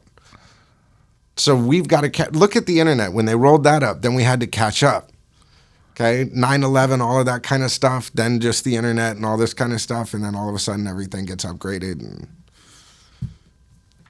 No, what do you so think? now we're doing it again. So what do you think your focus is now? I mean, Getting people to wake the fuck up and look around, because look at what's going on. well, what can people do now? Is things in motion Work that can together. be stopped? You think? No, it isn't about being stopped. It's about, look, what's going to happen is going to happen. Yeah. Okay. But the level of involvement by the people will let it go a certain length. You know, it's like even with this guy in the Terminator stuff, the John Connors and those type of people will only let it go so far. I mean, Skynet wanted to take all the way over. And that's what they're trying to do, is take all the way over. So I'm on my John Connor shit right now. So that's why you're on Instagram. You're trying to just like Pretty much. spread awareness a little bit. Yeah, just spread awareness and just say, look at what it really is. Because there's so many narratives out there by people that are so powerful and this, that, and the other, but they're just saying the same shit. Look, look, I love Drake as an artist. When he did that AI thing, I lost all respect for him. He was normalizing it and using it. In the same way that the labels did, against the wishes of the estate of Tupac. You didn't even go and say, hey, is this okay? You're just arrogant ass did that? You're acting the same way that these fucks up here are doing it. These arrogant fucks that are coming around telling us what we need to listen to.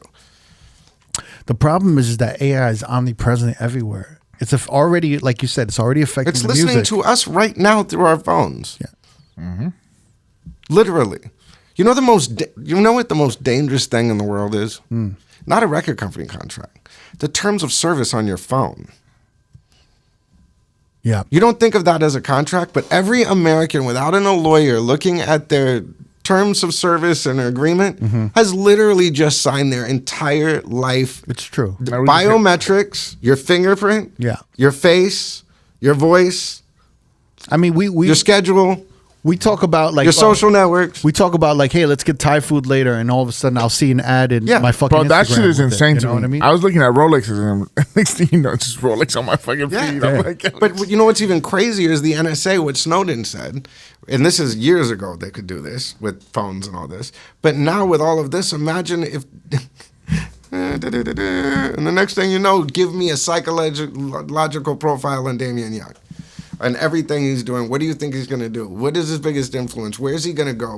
You know what I mean? Like, they're already doing that shit. Come on. What would your advice be like to me? Like, what do you think I should start doing to move differently to avoid some of these things? Well, you can't avoid it. It's just open your eyes and instead of look at everything as the Wizard of Oz. Look, the same company that does the lighting for the political contests, the Democratic and Republican, they do the same staging for Drake. They do the same staging for WWE. It's a narrative. It's a show. I mean, Red and Blue, Bloods and Crips. You know what I mean? Like, it's all a show. So you've just got to look. You go to Disneyland. Okay, and you see like the wooden stuff around it, so you see that part. But if you look back, you see the garbage and all the other stuff. You got to be looking for the garbage. That's what you've got to be doing. Is look, all of this stuff is great, and the phones and everything they're presenting to us and telling us what it is and all this kind of stuff. But look beyond that. What's really going on? Is your passion still with music? My passion is in empowering people. It's always been music as the vehicle, and I love music, but it's more about the camaraderie and the fellowship based around the music. But your love of music, the people in the industry, some the artists, and all this, and then I'm sure like you've seen, you've worked with all these powerful people who don't want to compromise, who abuse their power. Yeah, I mean. You navigate yourself through this whole industry, right? Yeah. And I mean, you're laughing. What, well, no, because it's like just mind? lately, the Drake thing, the Puffy thing, just right. all the stuff and all the scandals and stuff. And it's like... I was going to ask you, yeah. Well, I mean, even like with the Puffy thing, okay? You look at that and look, disgusting what happened with Cassie. Absolutely disgusting. Now, as far as the party stuff and all that stuff, I mean...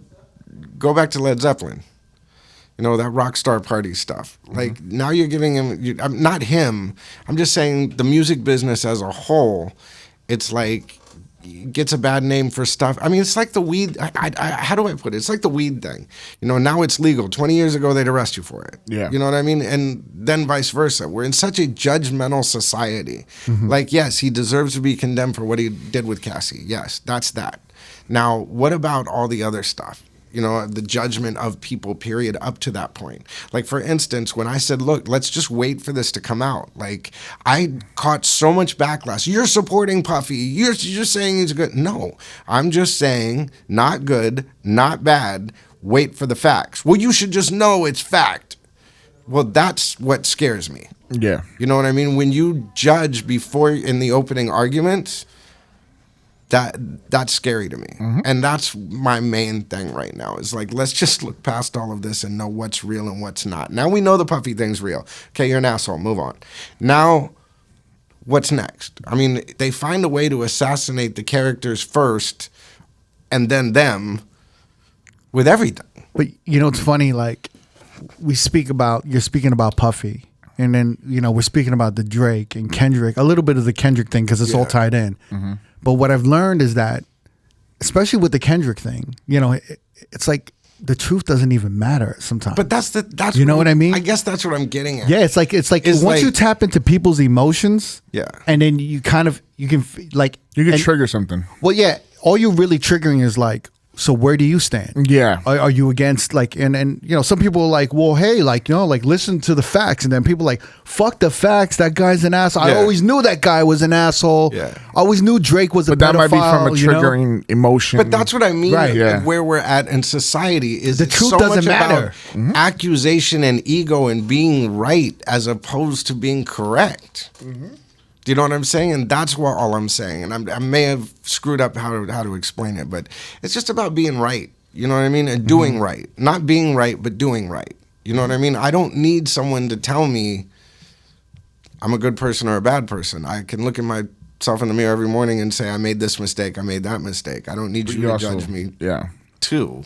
And I'm not going to do the same thing to you. You know what I mean? But there's also the question of, all of this matters only in the internet sphere. But once you turn off your phone. But I'm saying like in actual reality, you know, like it sometimes it matters and sometimes it doesn't matter. But what they're trying to do, even with the Neuralink and all that, is they're trying to normalize it on the internet because the internet is becoming the new brainwave. Because once we go to the Neuralinks and they can do the direct connect to your brain with electricity, this biomechanical thing that we're dealing with, this body thing, is going to go away. It's a scary thought. It's all electricity. Think about it. Yeah. The soul is electricity. Yeah. So and it's on a frequency. So as soon as you get the frequency right, you can this biomechanical crap goes out the window. Yeah. This is the old model. They're trying to make the new model.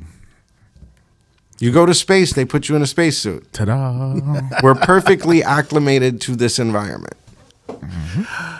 This is what you've been thinking about. Yeah. I mean, he's not off. I'm not off. No. He's not off. But and we're run by a computer that's a brain. And as soon as they find the interface, it's over. He's not off, but it's a scary thought. That Watch. Yeah. If you think I'm off, just watch the next 10 years. When that Neuralink comes out. Instagram, like, oh, you were right, player. Yeah. No, once they get the interface but right. One thing I respect from you that when you're wrong, you admit that you're wrong. Oh, hell yes, I'll admit I'm wrong. Yeah, I love that about him. He's like, you know what? I fucked this one up, guys. Making a video about this, but I mean, I don't think you're far off with the way you're thinking. No. Wait, what did you? I haven't seen the I fucked up video. It was the Puffy thing because I said give it the benefit of the doubt. I don't look. Yeah, Puffy was really, really nice to my grandma. Like there was this one thing where grandma had this, situation with her knees she had to have replaced. Yeah, and I was supposed to have a meeting with Puffy. And I said, look, I got to go to Santa Barbara. I got to take care of my grandma. He's like, oh, family first. Where are you going? He asked me where it was, what hospital, this stuff. I didn't even think about it. When I got to the hospital, the nurses were abuzz. There were flowers in my grandma's room. And I walked and I said, Granny, what's wrong? She was just, what's going on? She goes, Puffy called.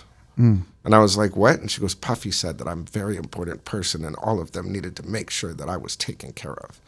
And now I'm getting excellent care. And I was just like, who does that? You know what I mean? Like take his time to just call. Yeah, you know what I mean? And send stuff and do all this kind of stuff. So I just gave him the benefit of the doubt, a little farther than I should have.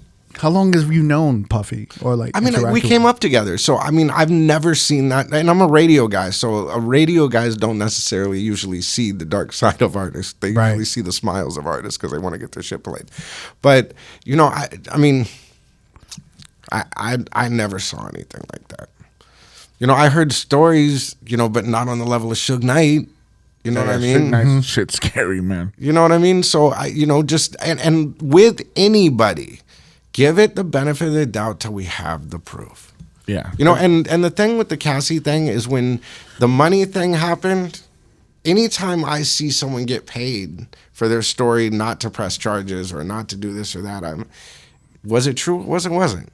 You know what I mean? We don't know. Just nip it in the bud type of situation sometimes. Yeah, it's media, and the way that the media was doing this, where someone would drive by and go, "I saw a bunch of underage kids," you know what I mean? It's just the narratives were just like, this is just too easy. Yeah, you know what I mean. So I'm like, we must have, and he's negotiating a liquor deal. So I was like, maybe it's, maybe they're spinning this. You know what I mean? But I didn't think it would be like that, man. Like when I saw the Cassie thing, I was like, bro.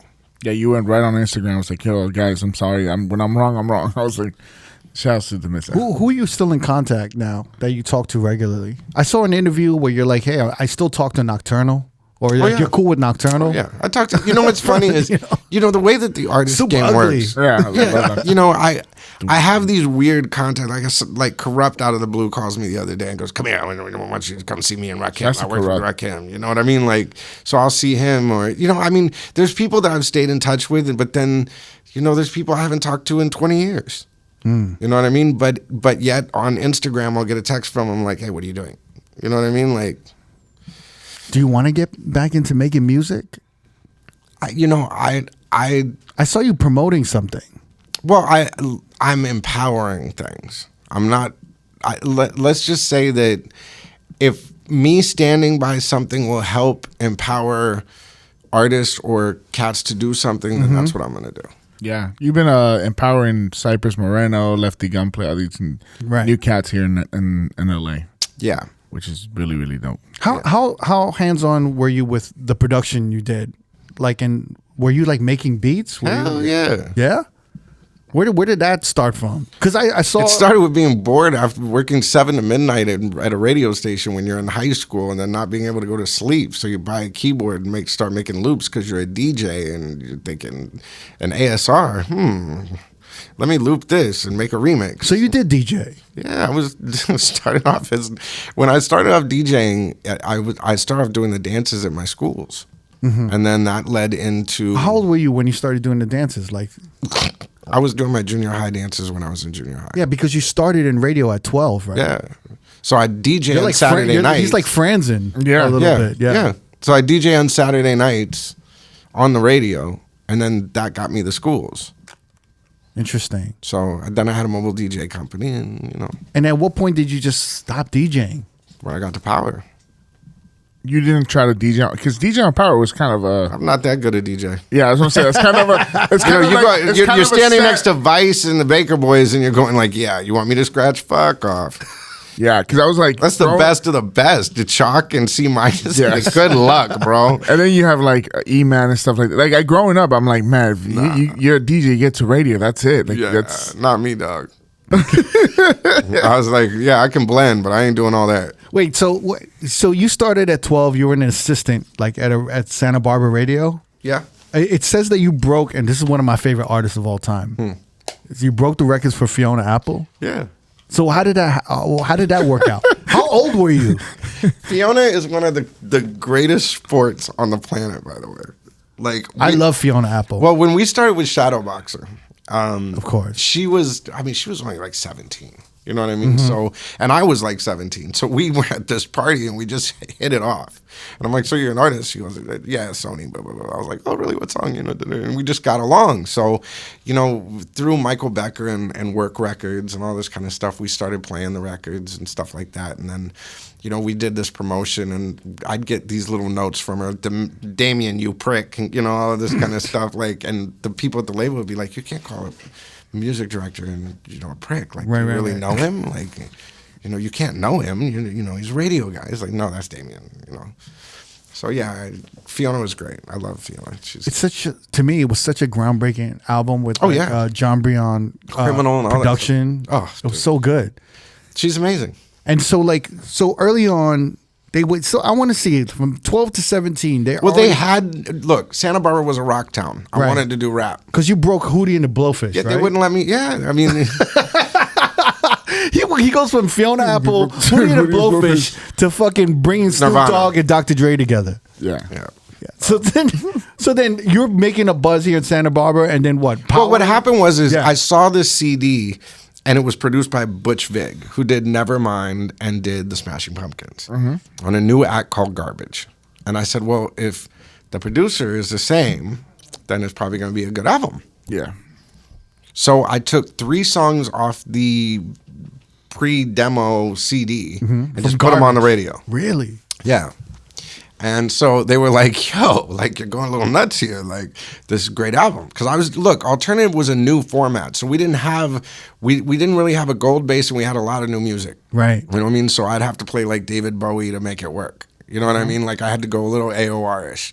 But that's what gave me the idea for Power 106, because I could play All About You or Ain't No Fun and make it an album-orientated rap station with currents that were coming out constantly, but not really the gold base. You keep bringing up Ain't No Fun.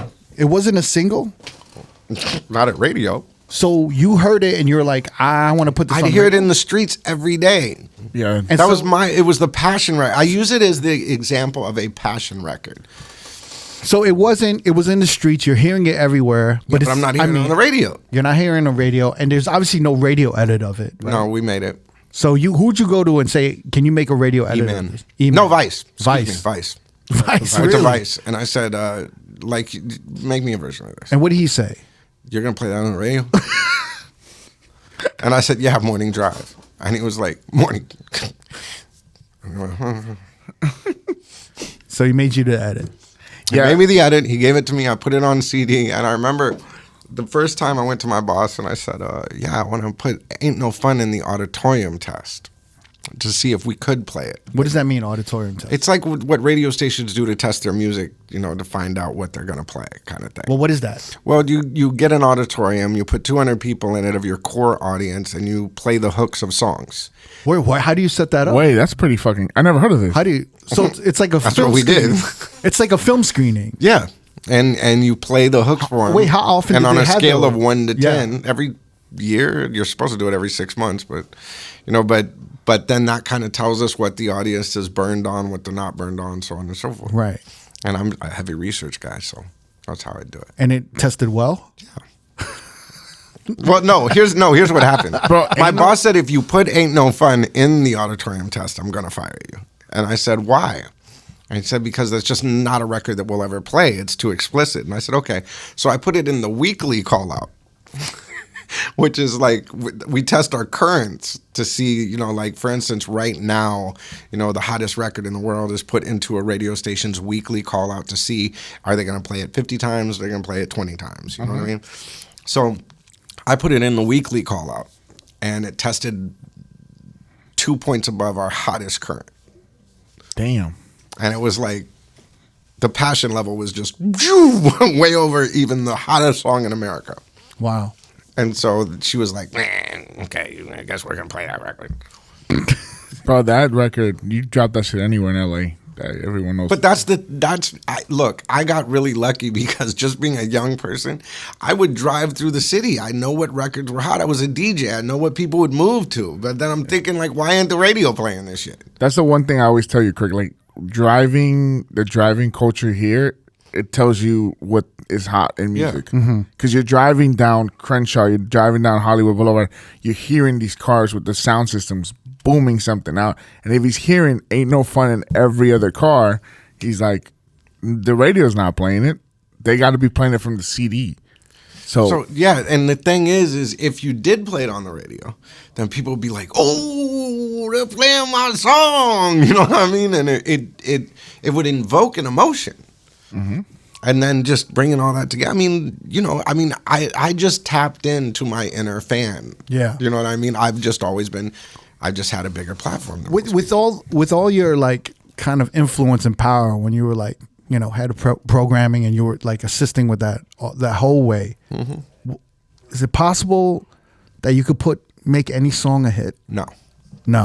Shade Shiest. Perfect example. Flew right over their heads. Really? Nate Dogg and Corrupt eclipsed Even them. on the West Coast? Eclipsed them. They didn't care about Shade Shiest. They cared about Nate Dogg. I mean, that song was a hit, And that's right? what I was but trying the song to prove. Was a hit, right? But that's what I was, number one rap single. Not that I'm... But anyways, what I'm saying is I told Emmis that. I said, we could have the hottest record in the world, but we can't just throw an artist on it and boom, it's a hit. Now Right. this is going to be on. But not saying you're going to make an artist pop. Yeah. But can you make any song? No, like, can you just make any song a hit? No. You don't think so? did you try a song and At it went that time. Jay-Z anything. Oh. Oh wow. I played that every hour. Which is like Hard Knock. Hard Knock mistake of my life. That's like Hard Knock Life. The Part biggest 2. mistake of my life. I mean, because it was like Hard Knock Life Part 2, right? Pretty much. Yeah. And I was like, shit, one worked, let's do the next one. Didn't work out that way. Interesting. But then again, on H to the Izzo, I hated H to the Izzo. Really? Oh, I hated that song. It's not big on the West Coast like that. You know, we were sitting in the studios, me, Jay-Z, and Kanye West. And we're sitting there, and it was Kanye's like first week, whatever, and H to the Izzo was one of the first songs they did. And I'm standing in there, and they play me this song. I'm get it done. I'm like, that song sucks. And Kanye's like, what the fuck? You know, having his normal meltdown. And and Jay-Z's like, write this on a piece of paper. Write this down. I'm going to hang this up on my wall for the next 10 years. That thing's going platinum. I said, yeah, right. It went platinum. It went platinum, but sorry, Jay. No, I'm just kidding. there's some reason I No don't know one's what- always right. Yeah. You know what I mean? But what triggered you to say that shit was whack? It was just too jolly. You know, it's just What is it? I I guess. mean, it's a Michael Jackson sample. You know, it was like I'm a Naughty by Nature fan. I heard the dung dung dung. I'm just like, dude, that's a Jackson 5. That's fucking Yeah. That's OPP, homie. Not only that, it was never big on the West Coast like that. H2 is, it was like, it's not a Jay-Z hit out here. I don't know why. So wait, how often did that happen though? You get proved wrong? A lot, or No, my ears are pretty good. that was maybe one of the biggest mistakes you thought you were like? Yeah, you know, and it was probably because Jay's a real arrogant guy, and Jay and I have had this up and down friendship for years. You know what I mean? Like, it's like one day we're cool, one day we're not, one day we're arguing. One day Well, we're when you're cool. helping him, he's cool, and when you're not helping him, Oh, he's when not? you're doing something for Jay, Yeah. nicest guy on the planet. But if you're not doing something for Jay, you should be doing something for Jay. And I mean, that arrogance is just. Ugh. I was gonna ask I you- gave him his first number one. I gave him the Watcher Part 2. I introduced him to song. Eminem. Wait, you gave him the Watcher Part 2? Yes. What do you mean? Dre gave me a copy of the Watcher Part 2. Yeah. Said he wasn't going to release it. I said, this is the stupidest shit on the planet because Rakim killed that. You know what I mean? He's like, we already did the Watcher. I'm not putting that shit out. So in the same session with H to the Izzo, I played Jay. I said, you want to hear what Rakim's doing? And he was like, what? I said, yeah. Played it. He's like, I need that. And I was like, yeah. He's like, well, I love the Watcher Part 2. he's like, well, call Dre. Get him on the phone. Let's do this. And I was like, yeah, Dre, Jay wants the Watcher. Yeah, give it to him. Wow. So gave him the Watcher Part 2. Love that song. Introduced him to Eminem, gave him the Watcher Part 2, put him on his first number one with Mariah Carey.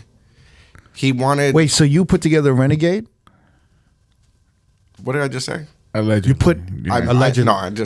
I introduced them, and Renegade came from it.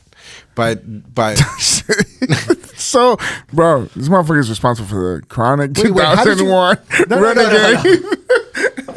no, what was funny? Here's a funny Jay-Z story. Yeah. Wait, here's a funny Jay-Z story. So here's a funny Jay-Z story. We're going back to this. Yeah. We're going back. We're going back Write to that this. down. No, go ahead. No. What's the funny I'd say a story? funny Jay-Z story. Yeah. We're at Powerhouse, and Jay-Z comes in without security, and he's running across the backstage. Mm-hmm. I'm like, Jay, what are you doing? He goes, I gotta go to the bathroom. And he's running across. Where's my dressing room? I said, down the hall to the left. And it was right next door to Eminem's. So when he came out, and he goes, yo, I want to meet M. And I was like, yeah, no problem. So we walk back over there. I walk in. I say, yo, M, Jay wants to meet you. And he's like, well, is he cool? And I'm like, yeah, he's cool. He's, Jay-Z. But okay, let's go. And I'm like, all right. So we walked outside and introduced him. And Jay looks over at me and goes, yeah, that hotel suite you got me at the Four Seasons, that was nice. And M goes, what? He goes, you put me at the Embassy Suites. I said, you said you wanted to be the closest to the hotel. He just said, I don't care as long as it's nice. Damn. So don't get mad at me. I thought he had switched the names again. Right, you know what I'm saying? But yeah, That's what you had to deal with. yeah. This is great. Who is your favorite artist of all time? Is it Ja Rule? I feel like you blew Ja Rule up. No, That was all Irv. Irv is responsible for Ja, and Chris Gotti. Those two guys were responsible for Ja. But you were a key component to that. Well, yeah, I mean, yeah. those motherfuckers love you. Yeah, Ja Rule You know what? says it all the Irv and time. Ja. No. Irv and Ja were the only. Look, my own coast forgot about me. You know what I mean? Like none of them ever said a fucking word. Period. About thanks, man. Appreciate you. Ja Rule and Irv Gotti, they will go to a can opening. and say my name. Yeah. Do you know what I mean? Like, they mention your name more but that's than, to show you and the realness. Documentaries. But that's the realness. Ja and Irv and Chris are real cats. You know what I mean? They're real friends. They're real people. You know, even at my low end when I was fucking twacked out of my mind on drinking and shit in Santa Barbara, Ja be like, you cool? You know what I mean? We got a show in Santa Barbara. You want Bams to come open? You know what I mean? Like, Yeah. doesn't even matter. What did you hear about Ja first? Was it the Can I Get a Record? It was Every little thing. no, it was Holla Holla. Or no, before Holla Holla was Can I Get It? No, not. It was Can no, I no, Get no. It? It was Because How Many came Wanna? out. How Many Wanna How Many Wanna? was the single before Holla Holla and that. And they brought me that record. It was from a soundtrack. Jay Brown had it. Another Jay Brown trip. Interesting. Because he was buzzing. Wasn't that Have Plenty too? I don't Look up How Many Wanna Ja Rule.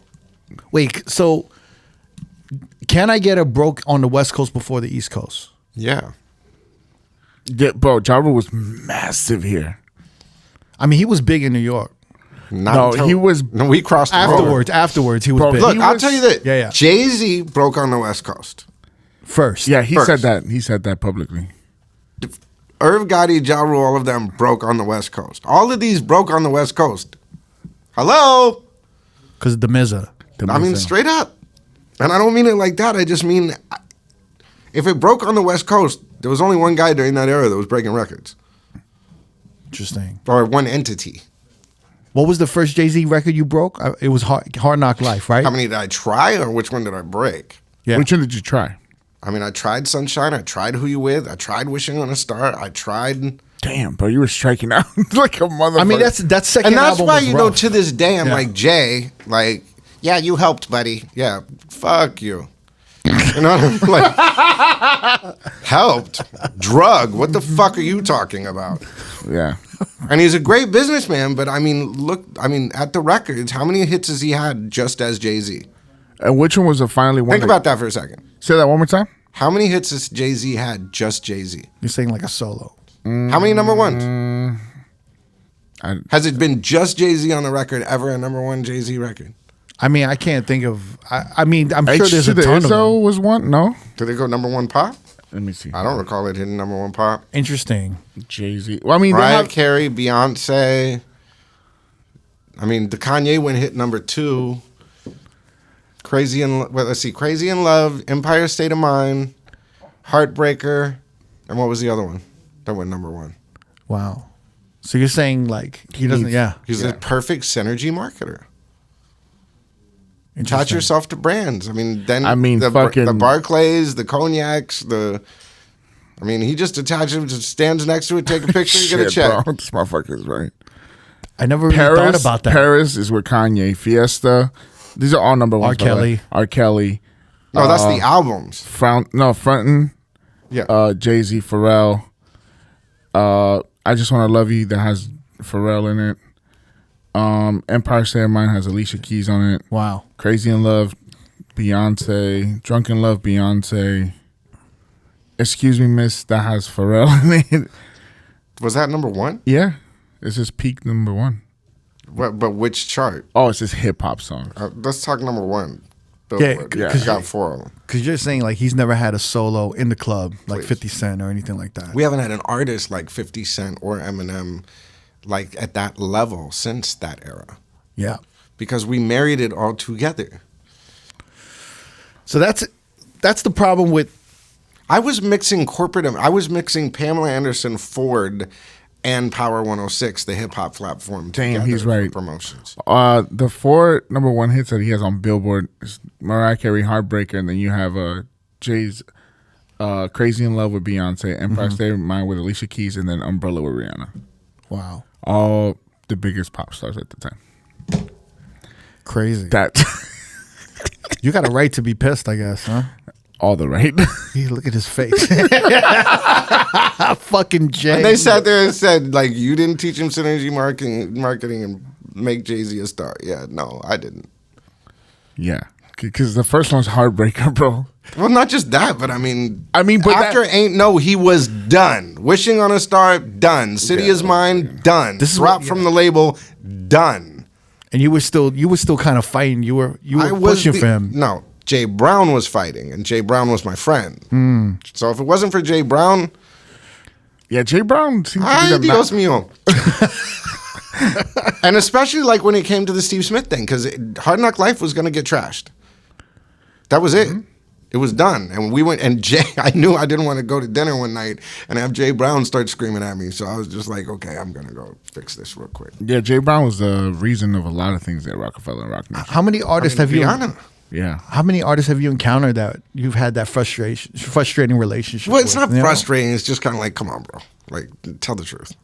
It's not because not everyone's like Ja Rule or you know what Chris it's not their fault, because the way that I operate, no one really understands what I'm doing when I'm doing it, because I'm so like, I'll throw all of this stuff on social media because I'm doing something sneaky over here. You know what I'm saying? And that I don't want people to see, and then it'll roll out and like be the biggest thing since sliced bread. You know what I mean? Like, so I'll play, Ain't No Fun because I'm trying to get away with Mariah over here. Do you know what I'm saying? Like, yeah, and make it pop. Do you know what I'm saying? Like, there's a method to your madness at all times. Yes, that's crazy. So yeah, this whole Instagram thing could be a distraction. Who knows? So you wouldn't take the $1 million. You would take the $1 million and not the dinner with Jay-Z. Is what you're saying? Do I? So the thing is, you rather take the $1 million or a dinner with Jay-Z? No, I'd rather sit with Jay-Z. Even after all this shit. Even after all this shit, and you know why? Because you'll learn more from the person than the money. Bro, we asked that question a while ago, and everyone flamed me like, you're fucking dumb. Look, money doesn't inspire me. Money inspires some people. Listen, Jay even told people to take the money. I don't know. I wouldn't take. Look, I'd rather be broke. I'd rather be broke and be real than rich and stupid.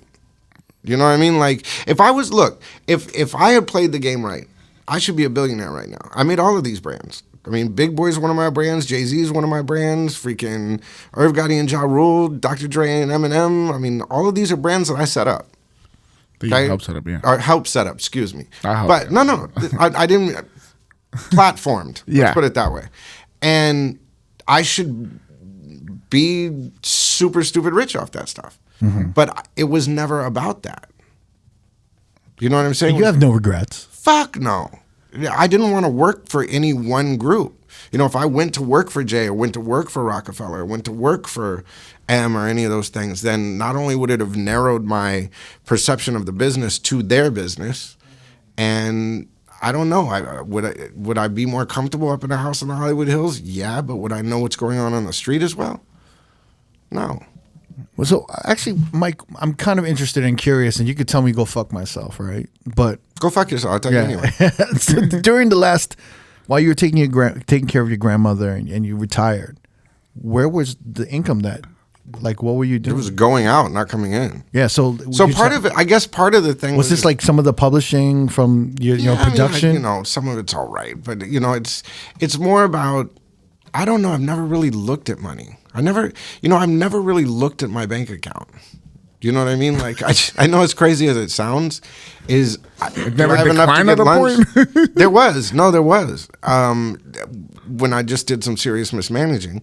But, I guess part of it is kind of getting back to work. But I don't know. Like, I've never really thought about that.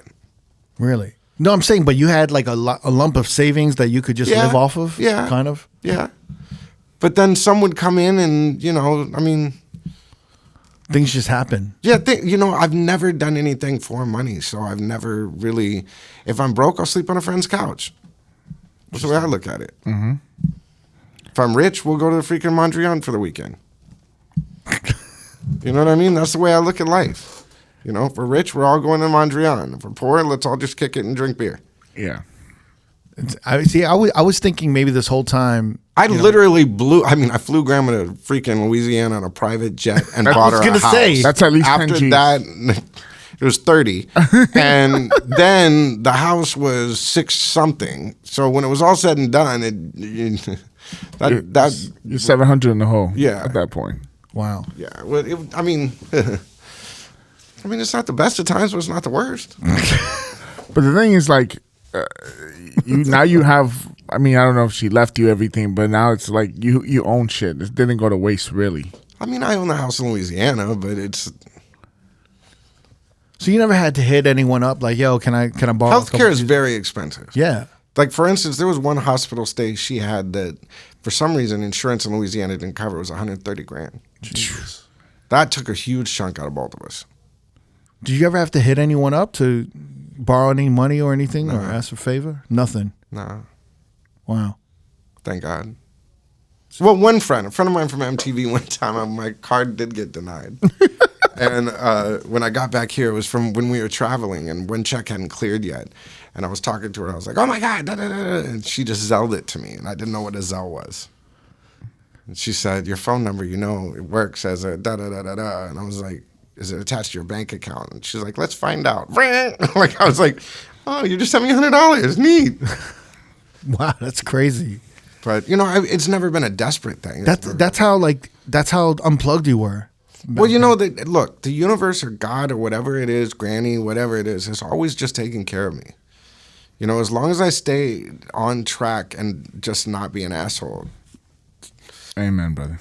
It just seems to work out for the best. Mm-hmm. Yeah, I have uncomfortable moments like everybody else, but,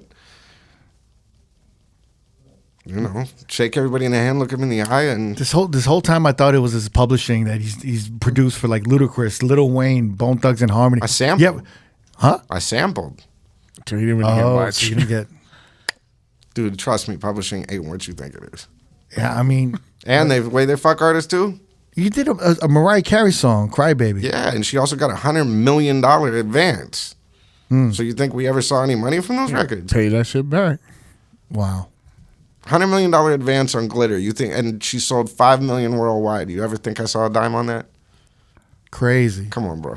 Really? Swear to God, never got a royalty on Cry Baby. Oh, not on Cry. Cry Baby took 95% of the song, and Mariah and Snoop split the publishing and said, "Fuck you." Wow. Damn. It's so funny when I listened to that and I saw Snoop attached. I'm like, of course, this like West Coast guy made the most G-Funk era R&B song and put Snoop on it. Yeah, right? and what's even more messed up is the inspiration was Teddy Riley's "Piece of My Love," but we totally did a completely different bass line. Mariah said it sounds like "Piece of My Love," and that's the way because she was trying to work with Teddy Riley at the time. So she told Teddy Riley she sampled it, and it swallowed up all of my publishing.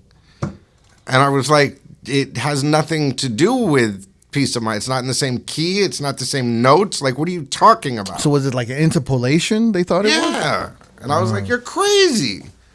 But she was trying to, you know, powerful man. Go ahead. Fucking Mariah. Wow. I mean, I feel like we need to bring him back and we need to like talk more about I gotta get to my video shoot. It was nice talking to y'all. We didn't even get into like the DJs. Yeah. My favorite DJs. Yeah. You want to talk about that? Well, I mean, look, I'll say this. Vice is my favorite DJ. Of all times. Of all time. And that's because I was there from the very beginning and saw everything that he did. And I've seen him go through his phases and now seeing his family and the sobriety and, you know, all this stuff. The running club and all that stuff. Yeah, just the Vegas thing. I saw him at the peak. He didn't even know I saw him. I was just in a club and I saw him and I didn't even say hi and just kept moving. You know, I just watched it and just smiled. You know what I mean? Like, I'm a big fan of Ice. But the Bakers and Mr. Chalk and C- especially has been a great friend over the years. I mean, there's a lot of them. How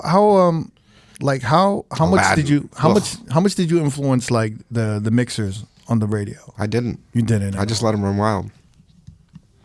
You know, I gave them some parameters just as far as at least just give me the A's, B's, and C's. But as far as the old school records and the new records, do whatever you want. That's just crazy because that's how many slots you get. Have fun. Yeah, because in LA in the early 2000s, middle 2000s, the DJs were just made my job easy, bro. Yeah, they didn't have to break no records. All I had to do was kind of just, you know. Yeah, because they were running wild. Like you hear everything on. Oh, but like even if we're talking about the Jay-Z thing, like the mixers hated me at one point. So I'd be like, try this Jay-Z record. That bass not gonna work. A freaking big lip, you know. Big lip. Jesus Christ! Like they were crazy. You know what I mean? They were crazy. Oh my God! How do you like? Do you like? we just posted a video with Camilo. I kind of want to play it for you, and I want your reaction a little bit. The radio's become so fucking whack. You know, it's... You say this? You're on the radio. I mean, to be honest, it's a business where now it's dumbed down to the 6 records that you hear all day. You have to play these hits. You got to play these hits. Hits. Camilo, hits. The art is where you have to make it fun and different. Grab a blend, grab a mix, grab an edit from another DJ. Do some homework. There's like a formula, right? Well, the radio, the PPM, the way they would monitor the ratings. What fucked up radio is a programmer. Look, the programmer that pays attention to the PPM or interprets the PPM as the end-all be-all. I never cared about ratings, period. Why would I play rap music on an LA radio station if I did? Yeah. But the analytics... In the middle of the NSYNC craze. But everything is based on analytics now. Yeah, but look, everything, even nightlife. Yeah, but look, radio has always been the analytical darling. But the problem is if you use it as a roadmap and not as a compass, it shrinks. The island gets smaller and smaller because the group that you're testing gets smaller and smaller. It doesn't grow out. Right. The core demographic starts to box you in. Do you know what I'm saying? Like PPM. You know what I mean? Like, so you're already looking at the tip of a microscope that's on a pinhead. You know what I mean? If you can't get out and see where your research is skewed and judge for yourself within the human nature, then you're not getting it. Do you think digital radio, like Sirius radio, is that the same? No. Is that having the same problem as terrestrial? No. It's just done wrong. Look, look, radio programming, there's I don't want to say secret sauce to it, but there's a way to do it. And Steve Smith, God rest his soul, is no longer with us. Michael Newman is practically, in his older years, but running New Music Server, but not teaching. We don't have really mentors in radio anymore. No one's teaching them how to do it. Now it's mostly automated. And everybody's running a fucking muck. So what's wrong with the programming? What's the same thing with the record companies? Now you got all these hedge fund and liquor company guys running the labels that aren't creative guys. So they don't know how to run a record company. And you can't run a record company like a pizza franchise. But they're running it like a pizza franchise. Right. So it's running it into the ground. So and all these corporations, whether it's radio, whether it's movies, whether it's music, if someone like you comes along, you're a problem. And they're going to get rid of you. Or an asset. Yeah. But they're probably going to see it as a problem. Depends on how they look at it. But if you just grab someone like me, you would cut a lot of your costs and you'd make a lot more money. But they don't see that, though. No, because they look at it as, I'd have to admit I'm wrong. Right. And then the problem with programming is that they would have to actually hire... I think that, like, I was talking with someone in terrestrial radio. They said the problem is, like, Idaho is getting the same programming as, like, New York or some other...